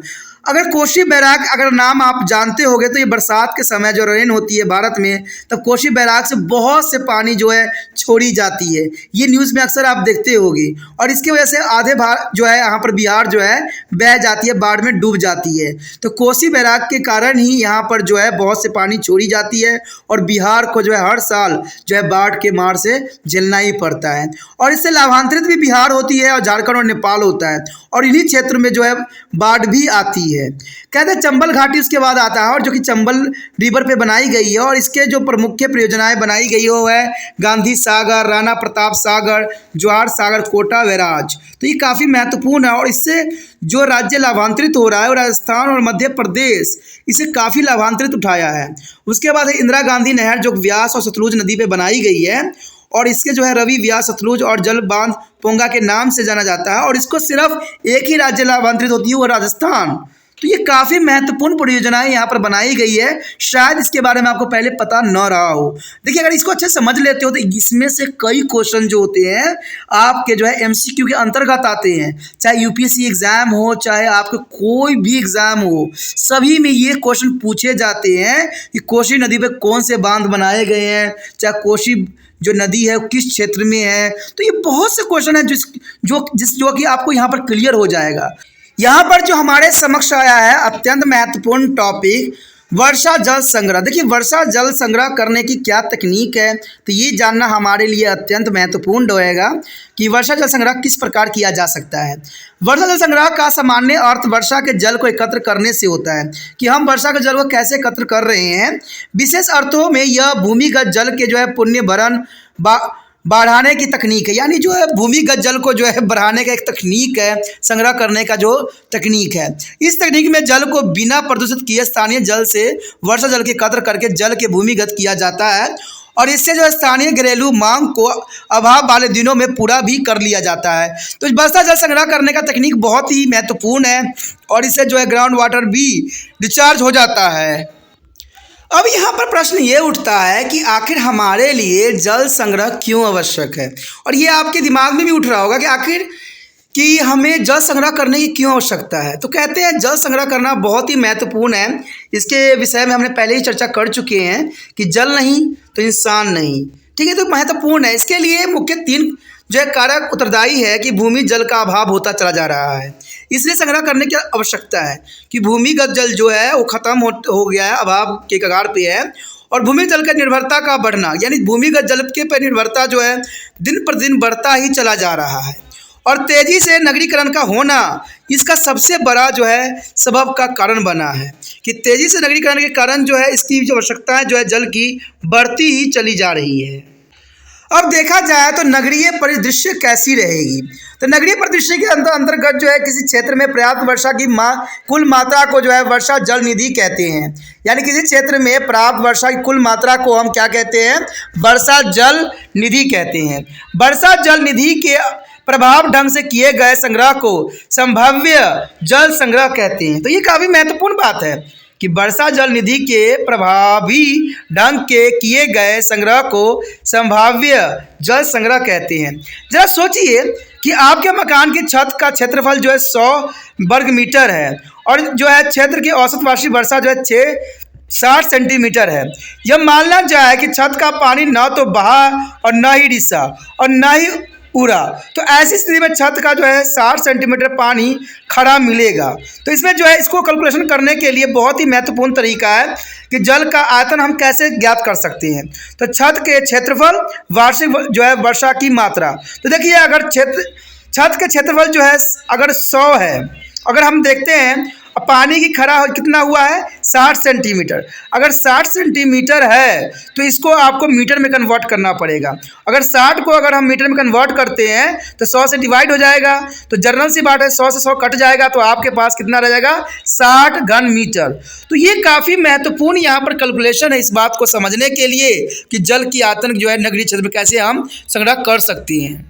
एक और हम बात को देखिए मान लीजिए कि एक परिवार एक वर्ष में जो है 60,000 लीटर जल का संचलन करता है, यानी 60,000 पानी यूज़ करता है लीटर में, ठीक है। और इसे परिवार की जल संबंधित सभी आवश्यकताएं पूरी की जा सकती है। औसतन एक व्यक्ति के प्रतिदिन जो है पीने के लिए 10 लीटर पानी की आवश्यकता होती है। और यदि आपके परिवार में 6 सदस्य का है तो वर्ष में पानी के लिए कितना यूज़ करेगा 6 सदस्य। तो इसकी कैलकुलेशन करना बहुत ही सरल है। चलिए देखते हैं कैलकुलेशन में हम क्या कर सकते हैं। तो इसके लिए आपको कुछ नहीं करना पड़ेगा। देखिए पूरे परिवार में जो है कुल कितने हैं 6 सदस्य हैं, 6 सदस्य हैं। आपको पता है कि एक व्यक्ति जो है एक दिन में 10 लीटर वाटर जो है कंज्यूम करता है, और जो दिनों की संख्या जो है 365 भी हो सकती है, 366 भी हो सकती है। जब ये सभी को मल्टीप्लाई कीजिएगा तो आपके समक्ष प्रस्तुत होगा 21,900 लीटर पानी चाहिए, यानी ये परिवार के पीने के लिए पानी है। अब जो रहा घर के काम करने के लिए कितने पानी की आवश्यकता रह गई। तो आपने क्या करना है, 60,000 में से 21,900 पानी को माइनस कर देना है। तो आप देखोगे कि 38,100 लीटर जो है जल शुल्क मौसम में प्रयोग किए जा सकते हैं, यानी इतना पानी जो है बाकी कामों के लिए उपयुक्त किया जाता है। तो ये काफ़ी महत्वपूर्ण कैलकुलेशन है जो आप जो है अपने आराम से कर सकते हो, बहुत ही आसान भी कैलकुलेशन है ये। उसके पश्चात हमारे समक्ष है ग्रामीण परिदृश्य। देखिए ग्रामीण परिदृश्य के अंतर्गत क्या है, कहते हैं भारत में जल संग्रह की परंपरा अति प्राचीन है। हम पुराने समय से ही जो है जल संग्रह कर रहे हैं, क्योंकि पुराने के समय के लोगों को इस बात का एहसास था कि आने वाला समय में पानी बहुत किल्लत हो जाएगी, इसलिए वो जल संग्रह करने के लिए अग्रसर थे। लेकिन शायद आज के मनुष्य इस बात से अवगत नहीं है, तभी जो है पानी को दूषित कर रहे हैं। परंतु जल संग्रह की आज जैसी सार्थकता पहले कभी नहीं देखी गई और न अनुभव भी की गई है, क्योंकि आज जल संग्रह अगर नहीं किया गया तो आने वाला समय में बूंद बूंद के लिए लोग जो है तरसेंगे। जल के अभाव वाले क्षेत्र में आज भी लोग पुराने तरीकों को अपनाकर अपना काम चलाने का प्रयास कर रहे हैं। आज भी इसमें जो है कुआं, तालाब, जोहरे और गहरा करना और समय समय पर उसकी सफाई करना शामिल होता है। वर्षा की कमी वाले क्षेत्रों में जो है बावरी जल संग्रह की जो है महत्वपूर्ण परंपरागत विधि है। अब जो है जल संग्रह की कई तकनीक अपनाकर हम अधिक सुरक्षित स्थिति में हो सकते हैं। जरा सोचिए इस बात पे कि भारत के सभी 5,87,000 गांव अपने 2,000 लाख हेक्टेयर क्षेत्र के वर्षा जल के संग्रह में जुट जाए तो अपार जल राशि उपलब्ध हो सकेगी। तो ये बहुत बड़ी इंपॉर्टेंट बात है कि अगर 5,87,000 गांव अपने जो है 2,000 लाख हेक्टेयर क्षेत्र के वर्षा जल संग्रह करने में जुट जाए तो अपार जल राशि जो है उपलब्ध हो सकेंगे। औसतन एक गांव में जो है 37,500 लाख घन मीटर वर्षा जल निधि की परिधि में आता है। और इस गणना से पता चलता है कि वर्षा जल संग्रह की समयवता विशाल है, लेकिन ऐसा नहीं होता है। वर्षा जल संग्रह कोई भी नहीं करता, जो कि बहुत बड़ी विडंबना है और आने वाला समय में इसका जो है प्रकोप भी देखना है। उसके पश्चात हमारे समक्ष जो अत्यंत महत्वपूर्ण टॉपिक आता है वर्षा जल संग्रह की विधियाँ। देखिए वर्षा जल संग्रह करने की विधि भी आप लोगों को समझ होनी चाहिए, इससे जो है बरसात के जो है जल को संग्रहित किया जा सकता है। और इसके लिए कुछ मेथड है जिसको अपना के हम जो है जल को संग्रह कर सकते हैं। अगर ऐसा करेंगे तो आने वाले भविष्य में भी हमें जल जो है नज़र आएगी और ये पीने लायक भी रहेगी। वर्षा जल संग्रह के लिए विभिन्न विधियों की आवश्यकता है, सुविधा तथा परिस्थिति के अनुसार अपनाया भी जा सकता है। कहते हैं निम्नलिखित विधियां विशेष उल्लेख यहाँ किया गया है। तो पहला विधि तो यही है गड्ढे या गर्तिका बनाना। देखिए गड्ढे तथा गर्तिका बनाने का क्या मतलब है, कहते हैं छिछले जलाभूत क्षेत्रों में जल की पुण्य भरण के लिए छोटे छोटे गड्ढे बनाकर जल का संग्रह किया जा सकता है। यानी छोटे छोटे गड्ढे बनाकर आप जल का संग्रह कर सकते हो और इन गड्ढे को जो है 1 से 2 मीटर चौड़ा तथा 2 से 3 मीटर गहरा बनाया जा सकता है, जो कि काफ़ी महत्वपूर्ण है। इनकी आकृति किसी भी प्रकार की हो सकती है और इन गड्ढों के कंकड़, बजरी या बालू आदि से जो है भर दिया जाता है और इससे जो है वर्षा जल का रिसाव सहज होता चला जाता है। तो ये काफ़ी महत्वपूर्ण टेक्निक है जिसको अपनाने से जो है हम वर्षा जल संग्रह कर सकते हैं। उसके पश्चात हमारे समक्ष है खाइयाँ बनाना। देखिए खाइयाँ बना के भी हम जल को संग्रहित कर सकते हैं। कहते हैं निचले भागों में जहाँ सरंध्र शैली पाई जाती है उन भागों में जो है 0.5 से 1 मीटर चौड़ी और 1 से जो है 1.5 मीटर गहरी तथा 10 से 15 मीटर लंबी खाई बनाकर उन्हें बालू, बजरी आदि से भर दिया जाता है। खाइयों को सामान्य भूमि के ढाल के समांतर बनाना चाहिए। तो खाई बनाने में भी काफ़ी महत्वपूर्ण है और इससे जो है जलों को जो है संग्रहित करना बहुत ही आसान हो जाता है। कहते हैं कुएं का उपयोग भी करके जल को संग्रह किया जा सकता है। पहले से सूखे बंद पड़े काम में आने वाले कुएं का वर्षा जल संग्रह के लिए उपयोग किया जा सकता है, जो कि काफ़ी महत्वपूर्ण है। उसके पश्चात है हैंडपंप। कहते हैं हैंडपंप भूमिगत जल भाव क्षेत्रों में वर्षा के इकट्ठे किए गए जल को चालू हैंडपंपों द्वारा फिल्टर की मदद से भूमिगत किया जा सकता है। जैसे इस चित्र में भी आप देख सकते हो, जहाँ पर इन बातों को जो है बेखूबी दर्शाया गया है और आपके लिए समझ के लिए भी ये जरूरी रहेगा। देखिए, जब बरसात होती है, रेन में जो है हम ऊपर जो है छतों को बंद करके छतों पर जो है पानी इकट्ठा कर सकते हैं, और पानी इकट्ठा करके जो है इसको पाइप के द्वारा इसको हम नीचे ला के हम जैसे मर्जी यूज़ कर सकते हैं। तो ये जल संग्रह के लिए महत्वपूर्ण जो है तकनीक के रूप में यहाँ आंका जा सकता है। उसके पास इन चित्रों में आप देख सकते हो कि जल संग्रह की विधि कितनी सरल और बहुत ही आसान है कि बरसात के जलों को हमने क्या किया, छतों पर इकट्ठा किया और इसको जो है पाइप के द्वारा जो है कुएं में पानी को भर दिया। अब कुएं में पानी जाने के कारण क्या होगा, अंडरग्राउंड वाटर जो होगा रिचार्ज हो जाएगा। जैसे देख सकते हो कि इससे अंडरग्राउंड वाटर की जो है बढ़ जाती है क्षमता। तो ये काफ़ी महत्वपूर्ण तकनीक है जिसको अपनाना चाहिए। जहाँ लोगों ने पेड़ पौधों को नष्ट कर दिया है, वहाँ पर इन तकनीकों के द्वारा जो है हम अंडरग्राउंड वाटर को रिचार्ज कर सकते हैं, और सरकार को इस बातों के लिए प्रोत्साहित लोगों को करना चाहिए, और इससे जो है बहुत काफ़ी फायदा भी हो सकता है। दूसरे डायग्राम में आप देख सकते हो कि बरसात को जलों को जो है एक कुएं में, एक टैंक में भरा गया है, और उसके द्वारा जो है नलकूप में इस पाइप को जो है जोड़ दिया गया है। और जोड़ने से ये होता है, जब बरसात के पानी इसमें इकट्ठा होता है तो अंडरग्राउंड वाटर जो है फुल्ली रिचार्ज हो जाता है। तो ये टेक्निक बहुत ही महत्वपूर्ण है। इसको जो है गांव को हर क्षेत्र में जो है विकसित करने की आवश्यकता है, और ये विकसित कर लिया गया तो हो सकता है कि आने वाला समय में हम जल संकट से बच सके।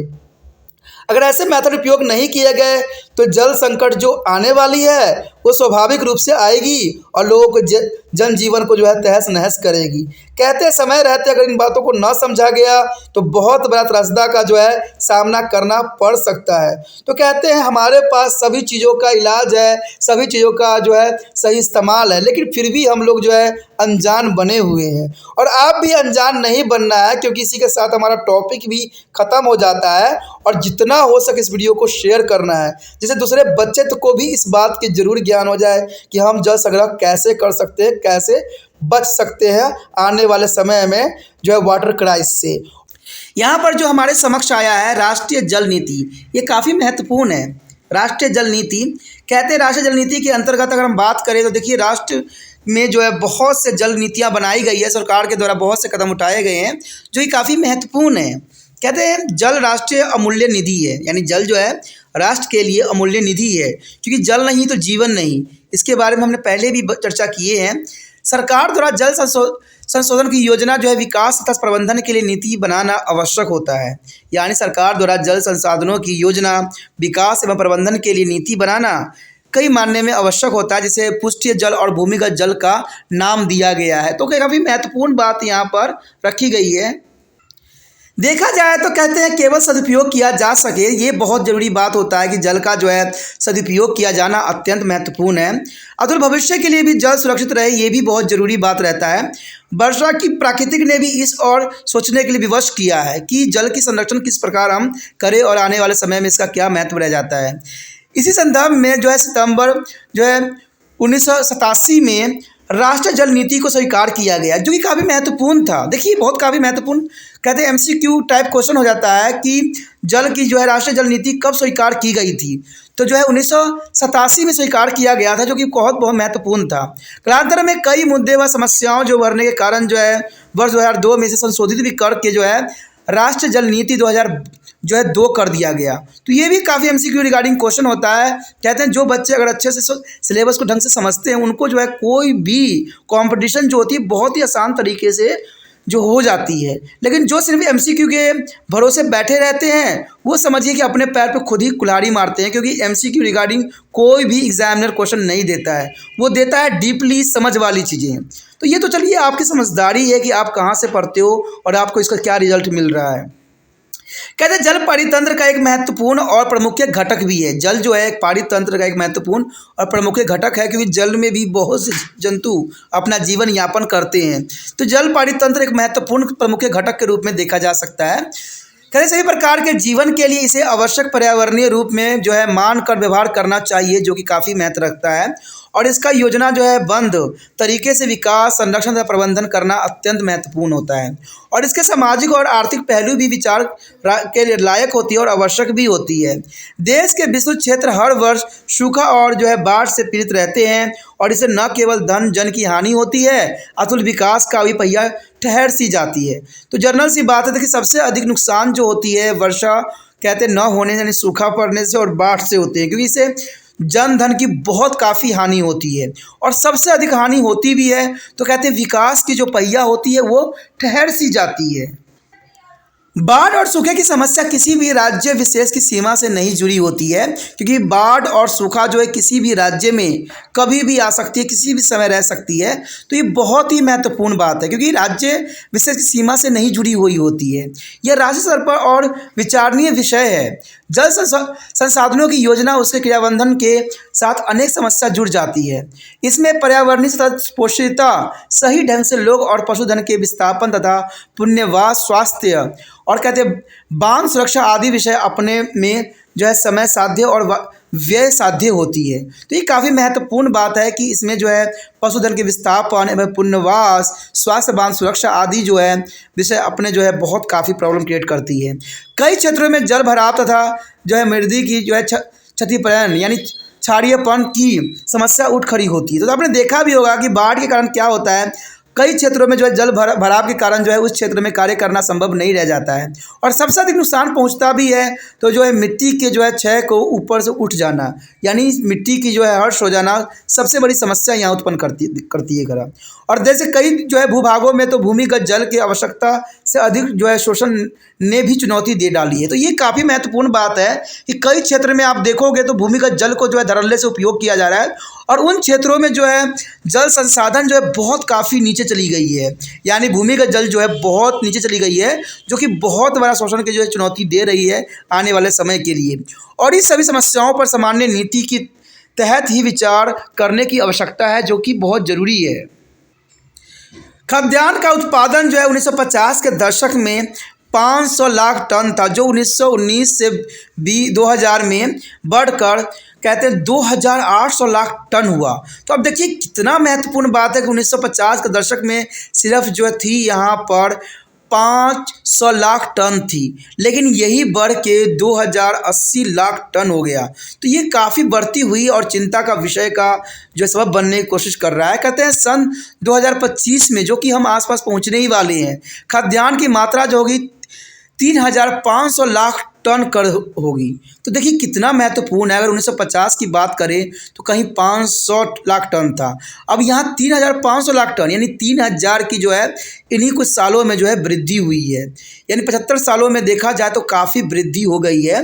घरेलू उपयोग, उद्योग और ऊर्जा उत्पादन आदि क्षेत्रों में जल की मांग बढ़ने लगी है और जल संसाधन पहले से ही कम है और भविष्य में इसकी और कमी होगी। तो इसमें कोई दो राय नहीं है कि जल संसाधन जो है पहले से ही कम है और भविष्य में इसकी जो है कमी खलल होगी। जल की गुणवत्ता एक महत्वपूर्ण पहलू बनेगी। कहते हैं आज जो जल की गुणवत्ता है उस पर प्रश्न चिन्ह उठाई गई है, क्योंकि जल की गुणवत्ता वो नहीं रह गई जो पहले थी। कहते हैं पुष्टि और भूमिगत जल में प्रदूषण बढ़ता ही जा रहा है और जल प्रदूषण के जो है मानव जन्य मुख्य स्रोत घरेलू अपशिष्ट जल, औद्योगिक अपशिष्ट जल और निरस्राव और कृषि प्रयोग में प्रयुक्त रसायन बहुत काफ़ी जो है समस्या का जो सबब बन गया है, जो कि काफ़ी महत्वपूर्ण है। कभी कभी प्राकृतिक कारण भी जो है जल प्रदूषण को बढ़ाने से नहीं चूकती है। तो ये काफ़ी महत्वपूर्ण बात है कि जो है धरती में जो है जल प्रदूषण की मात्रा बहुत ही बढ़ती चली जा रही है और आने वाले समय में देखिएगा कि शायद जो है शुद्ध जल मिलना ही मुश्किल पड़ जाएगा।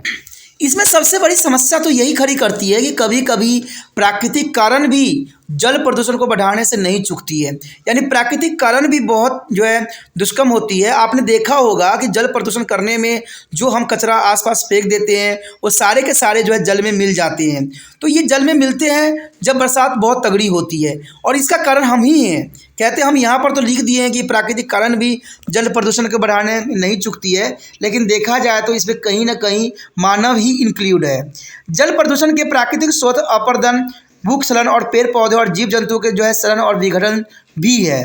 तो इसमें देखिए पेड़ पौधे और जीव जंतु के सड़न और विघटन ये बहुत बड़ी समस्या है। अब सोचिएगा ये प्राकृतिक कारण होते हैं, लेकिन इसमें मानव ही कहीं हद तक जो है इसका जिम्मेवार है। इसका कारण ये बनता है कि अगर जीव जंतु को शरण होती है, विघटन होती है, तो कारण ये है कि जिसको खाने वाला जीव जंतु जो है नष्ट हो गई है। कहते हैं पुराने समय में गिद्ध हुआ करता था, वो काफ़ी महत्वपूर्ण अपना रोल अदा करता था प्राकृतिक में, लेकिन अब उसकी समाप्ति के कारण जो है जीव जंतु के जो है बॉडी ऐसे ही सड़ गल रहे होते हैं और जो है प्रदूषित भी फैला रहे होते हैं। इवन कि जल को भी प्रदूषित करने के लिए बहुत ही पर्याप्त होते हैं। भारत के 3/4 पुष्टि जल जो है संसाधन प्रदूषित हो चुकी है। तो देखिए काफ़ी महत्वपूर्ण बात आया है कि भारत के 3/4 पुष्टि जल जो है संसाधन प्रदूषित हो चुकी है, जो कि बहुत बड़ी समस्या है। और प्रदूषण से युक्ति के लिए वैज्ञानिक नई तकनीकों और औद्योगिक तथा प्रशिक्षण द्वारा जल संसाधन विकास और प्रबंधन में अपना महत्वपूर्ण भूमिका भी निभा रहे हैं। तो कहते हैं सब अपना कार्य कर रहे हैं, जो कि काफ़ी महत्वपूर्ण बात यहाँ पर आता है। कहते हैं अगर देखा जाए यहाँ पर अगले पॉइंट की बात, जल संभर विकास। देखिए काफ़ी महत्वपूर्ण है जल संभर विकास। यहाँ पर कहते हैं जल संभर का अभिप्राय एक ऐसे क्षेत्र से है जिसका जल एक बिंदु की ओर प्रभावित होता है और इस जल का जो है योजनाबद्ध तरीके से प्रयोग अच्छे परिणाम देने वाला बन सकता है। संबंधित क्षेत्र एक इकाई के रूप में एक गाँव हो सकता है अथवा गाँव का एक समूह भी इसमें हो सकता है। इस क्षेत्र में कृषि, बंजर, वन आदि सभी प्रकार की भूमियां शामिल हो सकती है। जल संभर कार्यक्रम में भूमि का अधिकतम उपयोग संभव है।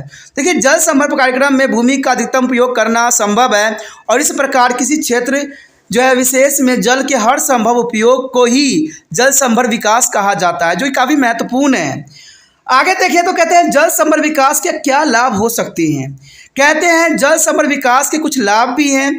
ये लाभ संभर विकास के निम्नलिखित लाभों प्राप्त किए जा सकते हैं। तो सबसे पहले तो लाभ यही होता है कि पानी और सिंचाई के लिए जल की आपूर्ति हो जाती है, जैव विविधताओं में काफ़ी वृद्धि हो जाती है, जलाक्रांति एवं लवणता का हर्ष भी इससे काफ़ी प्रभावित होती है। तो काफ़ी महत्वपूर्ण इसके लाभ हैं। साथ में देखा जाए तो कहते हैं इसका जो है कृषि उत्पादन और उत्पादकता में काफ़ी वृद्धि हो जाती है। इससे वनों के कटाव में काफ़ी कमी आती है, जीवन स्तर पर उठना, रोजगार में वृद्धि, स्थानीय लोगों की सहभागिता से आपसी मेल जोल काफ़ी बढ़ना। तो ये काफ़ी महत्वपूर्ण यहाँ पर बात आता है। उसके पश्चात हमारे समक्ष है जल संभर विकास से अपेक्षित परिणाम क्या मिल सकते हैं। तो ये काफ़ी महत्वपूर्ण पॉइंट है। कहते हैं जल संभर विकास परियोजना से सभी तक जो है इच्छित परिणाम नहीं मिल सका है। तो ये बहुत ही दुखदायी परिस्थिति है कि जल संभर विकास के अपेक्षित परिणाम अभी हमें नहीं मिल पाए हैं, जबकि भारत सरकार ने इसमें 2000 तक विभिन्न मंत्रालय के माध्यमों से जल संभर विकास कार्यक्रम में $2 अरब खर्च कर चुका है। देखिए पैसे यहाँ पर बहुत खर्च हुए हैं, लेकिन देखा जाए जो रिजल्ट हमें चाहिए, जो परिणाम चाहिए, वो हमें नहीं प्राप्त हुआ है। और इसके कुछ कारण भी हैं। सबसे पहला कारण तो यही आता है वैज्ञानिक सोच का अभाव। यहाँ वैज्ञानिक रूल रेगुलेशन का उपयोग नहीं किया गया। दूसरी बात था तकनीकी कमी। तकनीक की भी बहुत कमी है। आप सोचिएगा कि आधुनिक युग में तकनीक की कमी कैसे हो सकती है। कहते हैं कुछ चीज़ों के लिए तकनीक जो है अभी भी पिछड़ी हुई है। उसके बाद स्थानीय लोगों के सहयोग की कमी। स्थानीय लोगों ने कोई सहयोग नहीं दिया सरकार को, इसकी वजह से जल संभर विकास जो है बहुत ही बुरा परिणाम के साथ आपके समक्ष प्रस्तुत हुआ। कहते विभिन्न विभागों के बीच आपसी सहयोग का अभाव, यानी विभागों के बीच जो थी आपसी सहयोग बिल्कुल ही नकारात्मक थी, जिसकी वजह से जो है जल संभर विकास जो कार्यक्रम अपनाई गई थी, $2 अरब खर्च हो जाने के बाद भी इससे जो है अच्छा परिणाम नहीं मिला। उसके पश्चात है नदी संयोजन। देखिए नदी संयोजन काफ़ी महत्वपूर्ण होता है, यानी नदियों को आपस में जोड़ना। ये काफ़ी महत्वपूर्ण बात आता है। कहते हैं एक ही सिक्के के दो पहलू के समान होता है, क्योंकि दो विस्तृत क्षेत्र सूखा एवं बाढ़ से पीड़ित रहते हैं। तो सूखा और बाढ़ जो है एक ही सिक्के के दो पहलू हैं। देखिए कहते हैं अधिक वर्षा होने से बाढ़ आ जाती है और वर्षा न होने से सूखा होता है। तो एक ही सिक्के के दो पहलू हैं। सिक्का एक ही है लेकिन इसके दो पहलू हैं, एक सूखा एक बाढ़ है।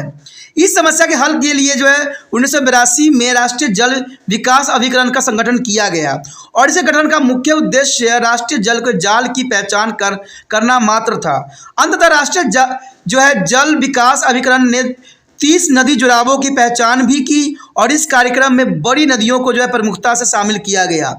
अभिकरण में से 6 जुड़ाव स्थलों पर जो है काम करने की संतुष्टि की गई और 3 चरणों में इन्हें पूरा करने की बात भी कही गई।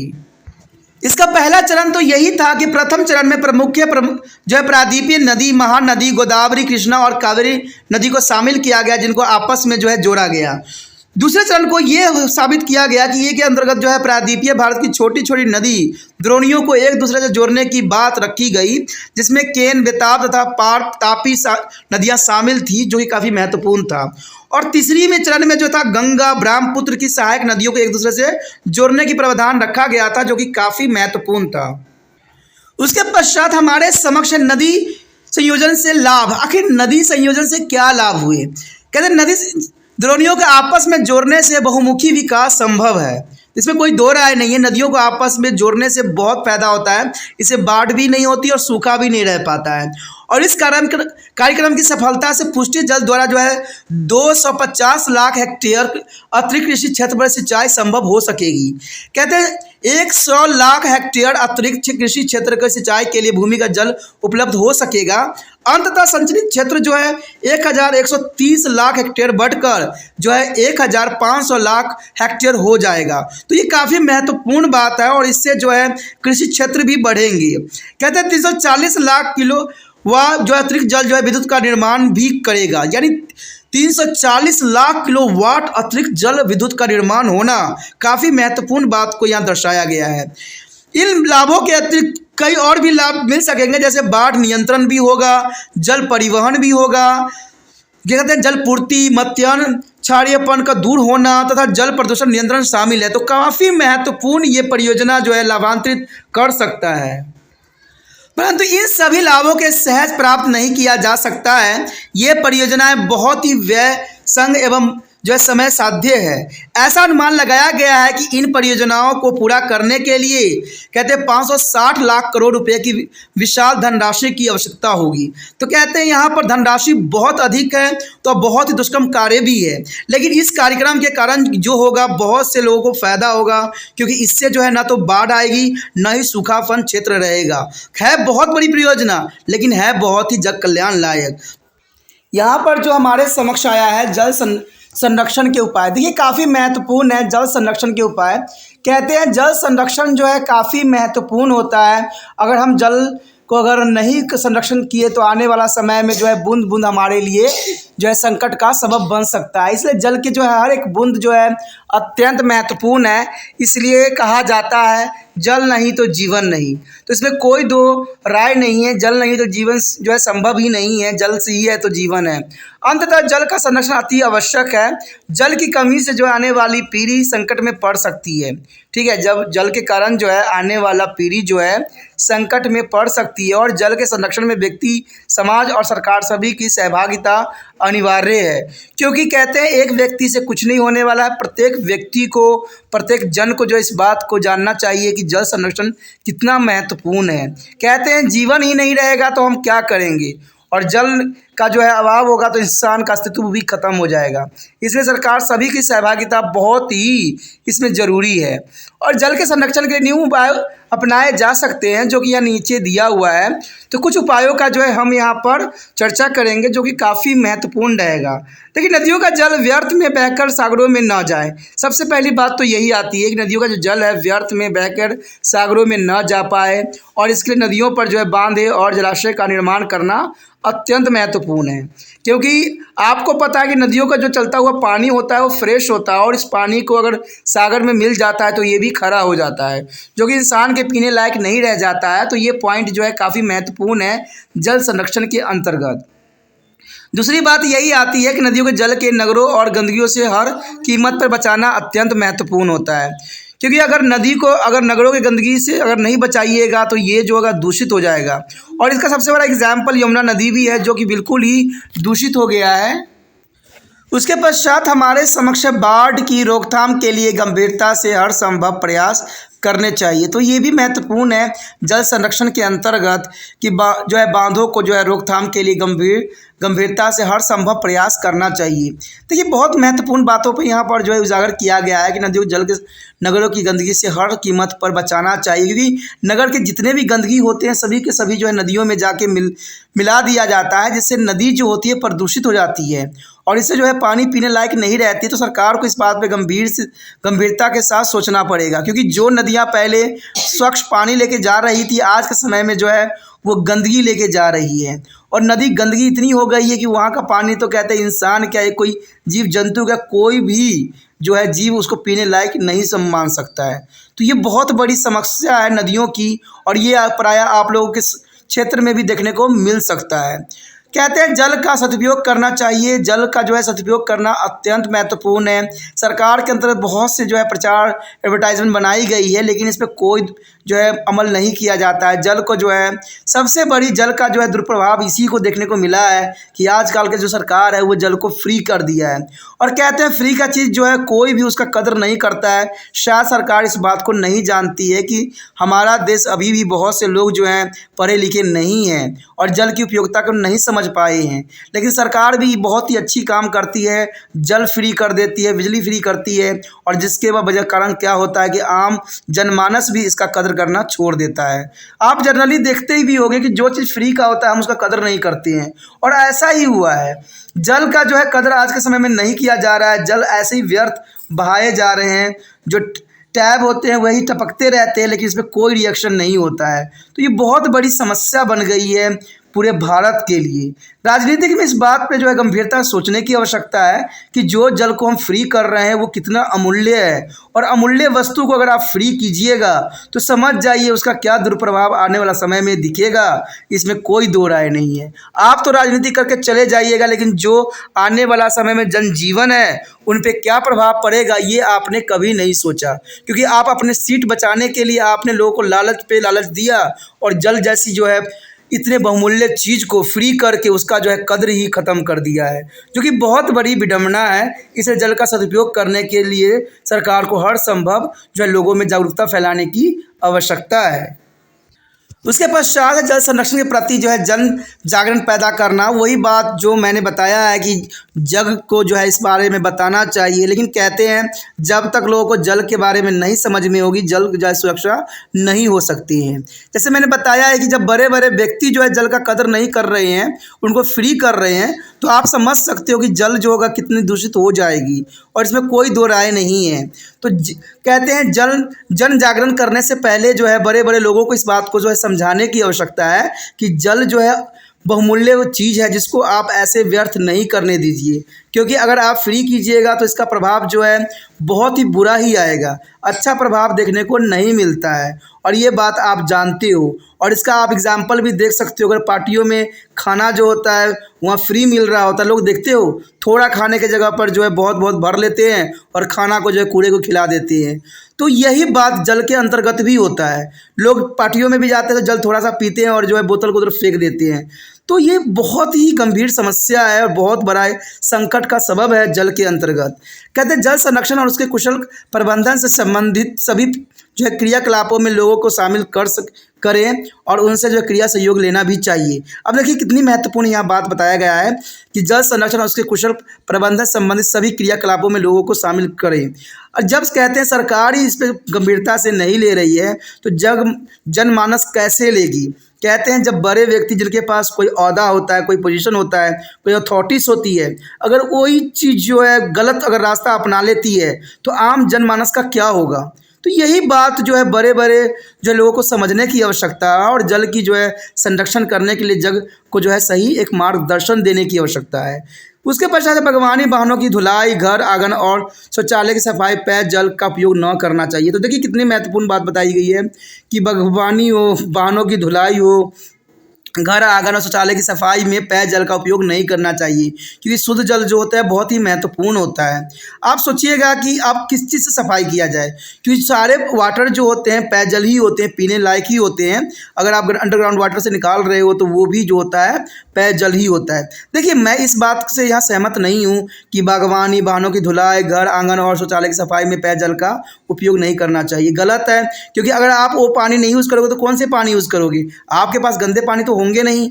लेकिन बात यहाँ पर ये समझदारी आती है, अगर आप जैसे कि पानी आप लोगों को बहता है घरों से, ठीक है, उन पानियों को जो है आप पेड़ पौधों को देने के लिए उपयोग कर लीजिए। ठीक है, जो पानी आप लोगों के जो है इसमें जो आप गाड़ी उड़ी धोना चाहते हो तो वहाँ पर जो है पाइपों से ना धोइए। ठीक है, बाल्टियों से धोइए। इससे होता है कि पानी की बचत हो जाती है। आप फुहारे में नहाते हो, न जाने कितने पानी जो है वेस्ट हो जाती है। अगर वही आप बाल्टी का यूज़ करोगे तो इससे क्या होगा, पानी का जो वेस्टेज बहुत कम जाएगा। तो कहते हैं बातें लिखे होने से नहीं होता, आपको स्वयं भी समझदार बनने की आवश्यकता है। और जब तक आप स्वयं समझदार नहीं बनिएगा, पानी का संरक्षण करना संभव नहीं है। उसके पश्चात है जलाशयों के प्रदूषण से बचाना।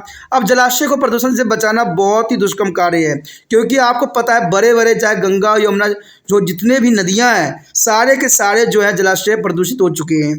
क्योंकि इसका कारण ये है कि बड़े बड़े शहर का विकास हुआ है, बड़े बड़े फैक्ट्रियों का निर्माण हुआ है, सारे के सारे जो होते हैं वेस्ट मटेरियल्स जो है बड़े बड़े नदियों में बहाते हैं। और आपको पता होगा, इस बात से आश्चर्यचकित भी होंगे कि इन सब चीज़ों पर बैन लगी हुई है, सरकार के द्वारा बैन लगाई गई है। लेकिन आप बताइए कि क्यों ये गंदे पानी जो है नदियों में बहाए जा रहे हैं। सरकार देख के भी अनदेखी करती है, क्योंकि सरकार के पास इसके जो है अच्छे खासे रकम पहुंच जाते हैं उनके जेब में। तो इससे जो है बेशक वो पैसे लेके अभी तो संतुष्ट होंगे, लेकिन आने वाला फ्यूचर में, आने वाला जनरेशन में उन्होंने क्या दिया है, शायद इस बात पे एनालाइज करना बहुत ही मुश्किल शब्द होगा। तो यही बात है कि सरकार जब तक सख्त कदम नहीं उठाएगी, बड़े बड़े कंपनियों पर इस बात की रोक नहीं लगाएगी कि जल को जो है बड़े बड़े समुद्रों नदियों में नहीं बहाना चाहिए, क्योंकि इससे जल जो है पीने योग्य जल जो है दूषित हो जाती है।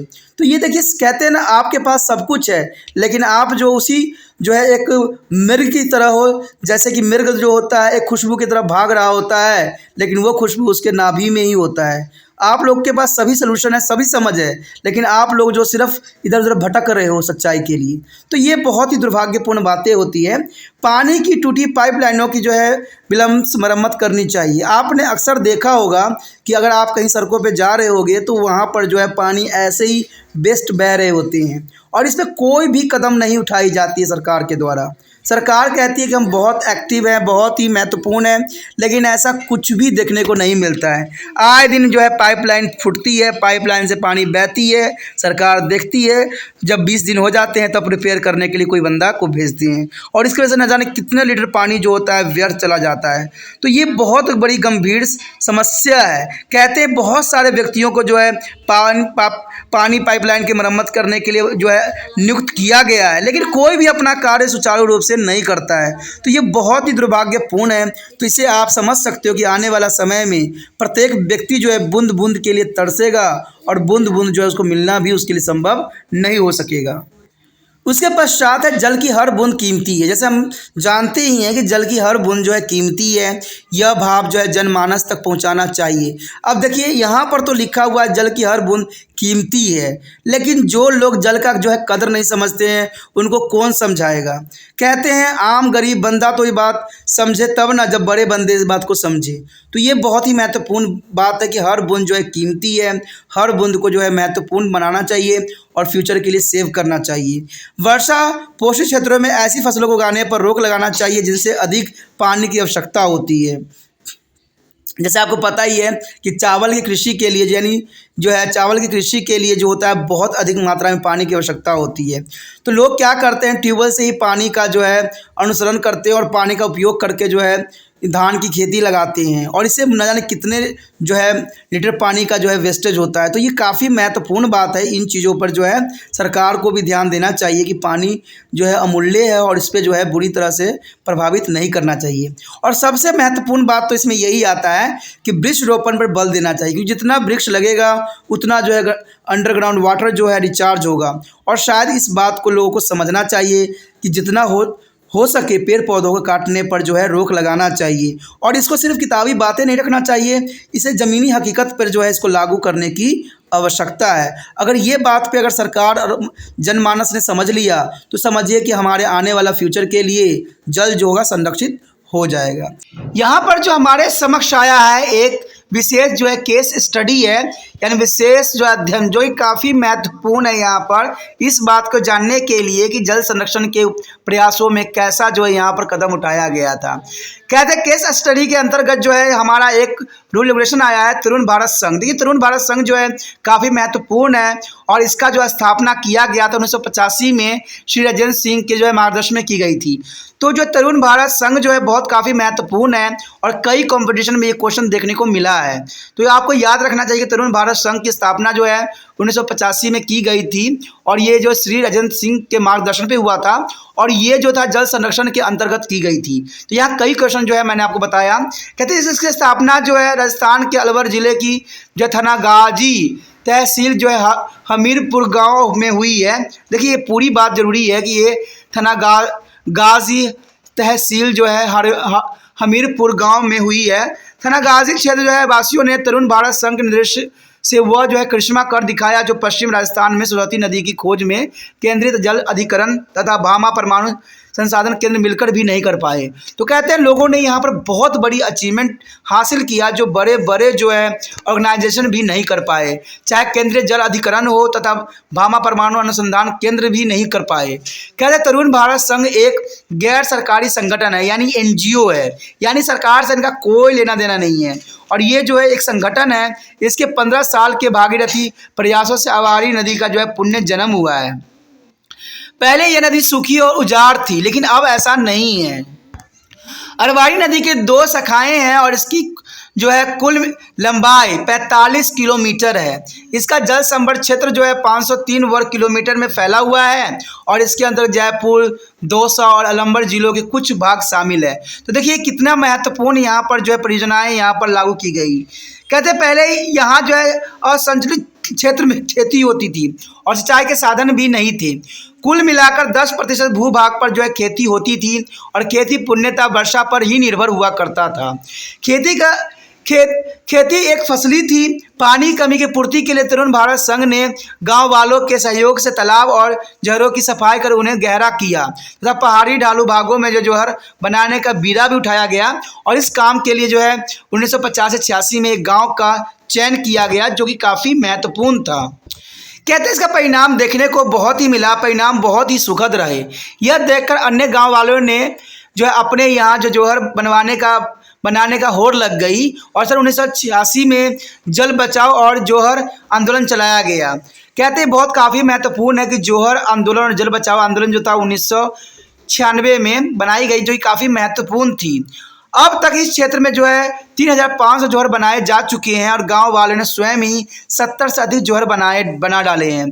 जौहरों के बन जाने से जो है भूमिगत जल का स्तर भी ऊंचा उठा है और कुआं, तालाब, जौहरों को नदियों में जो है वर्ष भर जल बना ही रहता है।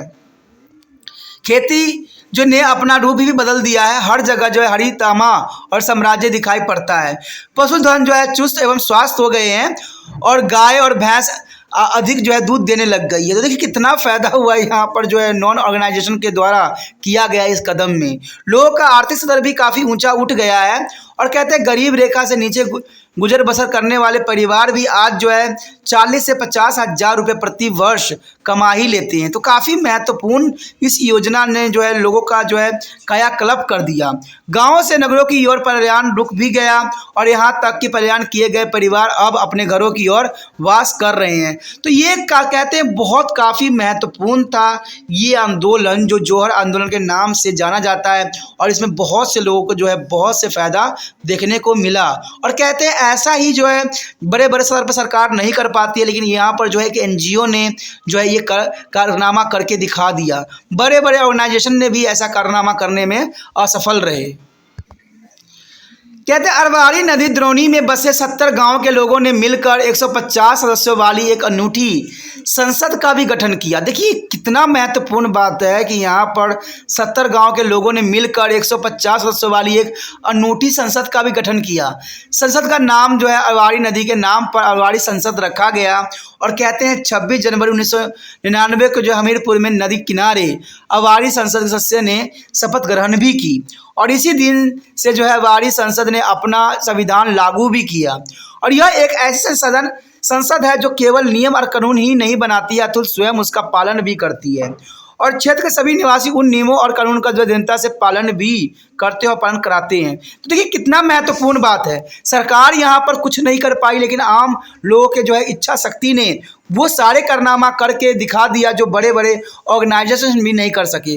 तो कहते हैं जब लोगों की इच्छा होगी तो सरकार का भी जो है तहस नहस हो जाएगा। अब यहाँ पर एक अलग ही संसद की निर्माण किया गया है और स्वयं ही लोगों ने यहाँ पर कानून और नियम बनाए हैं। कहते हैं जब सरकार ऐसे विफल होगी तो लोगों को ही अपना जो है सारे रूल रेगुलेशन को अपने हाथों में लेना ही पड़ेगा। और वही जो है ये बात अरवाड़ी के लोगों ने दिखा दिया, हमीरपुर के लोगों ने ये चीज़ साबित भी करके यहाँ पर दिखाया। अब देखिए यहाँ पर जो है हमारी संसद ने लोगों की जो आवश्यकता, पर्यावरणीय संतुलन तथा भूमि के अध्ययन में रखते हुए कुछ नियम और कानून बनाए गए हैं और ये नियम कानून बहुत ही महत्वपूर्ण है। उनमें निम्नलिखित विषय जो है उल्लेखनीय किए गए हैं। तो पहला रूल रेगुलेशन तो यही है कि अधिक जल चाहत वाले फसल जैसे गन्ना, चावल और मिर्च उगाने पर यहाँ पर प्रतिबंध लगा दिया गया है कि कोई लोग जो है गन्ना, चावल और मिर्च जो है उगा नहीं सकते हैं। होली के बाद और बरसात से पहले कोई भी व्यक्ति नदी के पानी का उपयोग खेती के लिए नहीं करेगा। तो देखिए कितना महत्वपूर्ण बात पे यहाँ पर रूल रेगुलेशन बनाई गई है। जल संभर क्षेत्र में किसी भी औद्योगिक इकाई की स्थापना नहीं होगी। देखिए ये रूल रेगुलेशन बहुत काफ़ी महत्वपूर्ण है। कहते हैं आधा से अधिक जो है नदी प्रदूषित हो रही है तो औद्योगिक इकाइयों के कारण ही हो रही है। कहते हैं जौ, बाजरा और मक्का की फसलें को उगाने की सिफारिश की गई है कि यहाँ पर जितना हो जौ, ज्वार, बाजरा और मक्का की फसलें की जाए क्योंकि इसमें पानी की आवश्यकता बहुत कम होती है और ये फसल जो है काफ़ी महत्वपूर्ण भी रहती है। इसलिए हमारी संसद ने इस बात के रूल रेगुलेशन में शामिल भी किया है और पर्यावरण संतुलन करने के लिए ये बहुत बड़ा कदम और फैसला था। नदी के निचले भागों में सब्जी उगाने की अनुमति दी गई है कि नदी के निचले भागों में सब्जियां उगाई जा सकती है। शिकार तथा हरे पेड़ों को काटने पर रोक लगा दी गई है कि शिकार तथा पेड़ पौधों को काटना सही नहीं है, इस पर रोक लगा दी गई है और इसके रिगार्डिंग जो है सजा का प्रावधान भी इस संसद के द्वारा किया गया है। क्षेत्र में हाल ही में विकसित किए गए भौरोदेव मानस अभयारण्य में कोई भी व्यक्ति कुल्हाड़ी लेकर नहीं जाएगा। देखिए कितना महत्वपूर्ण बात पे यहाँ पर जो है अनुसरण की गई है। अगर ऐसा ही सभी देश में हो जाए, सभी राज्य में हो जाए तो कहते हैं प्राकृतिक का संरक्षण करना बहुत ही आसान हो जाएगा। पूरे क्षेत्र को जैव विविधता क्षेत्र घोषित कर दी गई है तो ये काफ़ी महत्वपूर्ण है। खाद्यान्न तथा सब्जियों के क्षेत्र में बाहर भेजने पर प्रतिबंध लगा दिया गया है। खाद्यान्न तथा सब्जियों को जो है क्षेत्र से बाहर नहीं भेजा जाएगा, वहीं पर उसका उपयोग किया जाएगा। जल संभर क्षेत्र में बाहर के लोगों को इस क्षेत्र में पशुओं को चराने पर भी बिल्कुल रोक लगा दी गई है क्योंकि पशु चारण की वजह से भी हमारा जो वेजिटेशन है वो नष्ट हो जाता है, इसलिए इस पर प्रतिबंध लगाना सुनिश्चित किया गया है। कहते हैं आज क्षेत्र में वासियों के लिए जो है वारी नदी बहुत ही उपयोगी सिद्ध हुई है और क्षेत्रवासी उसकी जो है पूजा अर्चना भी करने लग गए हैं। मेले और उत्सव भी मनाते हैं। इसके अंतर्गत अवारी संसद ने अवारी मंदिर, अवारी खजाना तथा अवारी सचिवालय स्थापित भी किया गया है और इस प्रकार के कार्यक्रम राजस्थान के अन्य क्षेत्र में भी चलाए जा रहे हैं और इस मामले में गुजरात, मध्य प्रदेश तथा छत्तीसगढ़ राज्य में काफ़ी उत्साहजनक कार्यक्रम चलाया जा रहा है। ऐसे आदर्श अनुकरणीय कार्यक्रम को सरकार द्वारा संचालन और प्रोत्साहन देना भी चाहिए। इस कार्यक्रम को जो है वर्षा पोषित क्षेत्र में चलाए जाने की विशेष आवश्यकता है। देखिए दोस्तों, कहते हैं अगर आम जनता भी अपना योगदान देना चाहे तो योगदान दे सकती है, सरकार की आवश्यकता नहीं होती है। लेकिन कहते हैं जब आम जनता ही खुद का सारे रूल रेगुलेशन बनाने लग गई तो सरकार की क्या आवश्यकता रह जाएगी। तो इसीलिए सरकार को भी सशक्त होना चाहिए कि ऐसे रूल रेगुलेशन को स्वयं सरकार बनाए जिससे सरकार पर से किसी का विश्वास न उठे।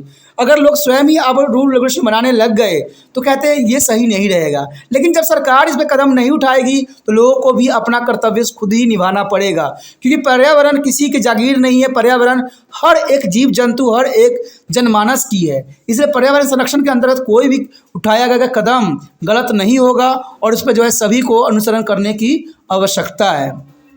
तो इसी के साथ हमारा एक चैप्टर भी खत्म हो जाता है जो कि बहुत काफ़ी महत्वपूर्ण है और आपको एक बात का अनुसरण भी करना है कि जितना हो सके इस वीडियो को जो है दूसरे बच्चे तक पहुंचाने में आपने तिरपान स्टडी सेंटर का हेल्प करना है। और इसके लिए आपको कुछ नहीं करना है, यूट्यूब से लिंक को कॉपी करना है और व्हाट्सएप स्टेटस पे लगा देना है। जो बच्चे आपके कॉन्टैक्ट में होंगे उनको इसके वीडियो का जो है देखेंगे, समझेंगे और एनालाइज भी करेंगे। ठीक है, अगर आप इतना कार्य करते हो तो आप तिरपान स्टडी सेंटर का हितैषी हो गए। ठीक है, अगर पहली बार वीडियो देख रहे थे चैनल को सब्सक्राइब करके जरूर सेव कर लीजिए अपने मोबाइल में, क्योंकि जब आप कोई भी टॉपिक रिसर्च कीजिएगा यूट्यूब पे तो शायद आपको तिरपान स्टडी सेंटर दूर दूर तक नज़र नहीं आए। अगर आपको तिरपान स्टडी सेंटर अच्छा लगता है तो सब्सक्राइब कर लेने में ही फ़ायदा है। सब्सक्राइब कर लीजिएगा तो होम पेज मिल जाएगा और होम पेज मिल जाएगा तो आपको पता है कि सारी वीडियो होम पेज पे उपलब्ध होता है। साथ में तिरपान स्टडी सेंटर ने आप लोगों के जो है सुविधा के लिए जो है प्लेलिस्ट भी बना दिया है, जिसमें प्लेलिस्ट में आपको सारी वीडियो जो है क्लास के अंतर्गत, सिलेबस के अंतर्गत और आपको जो है टॉपिक के अंतर्गत जरूर दिखेगा।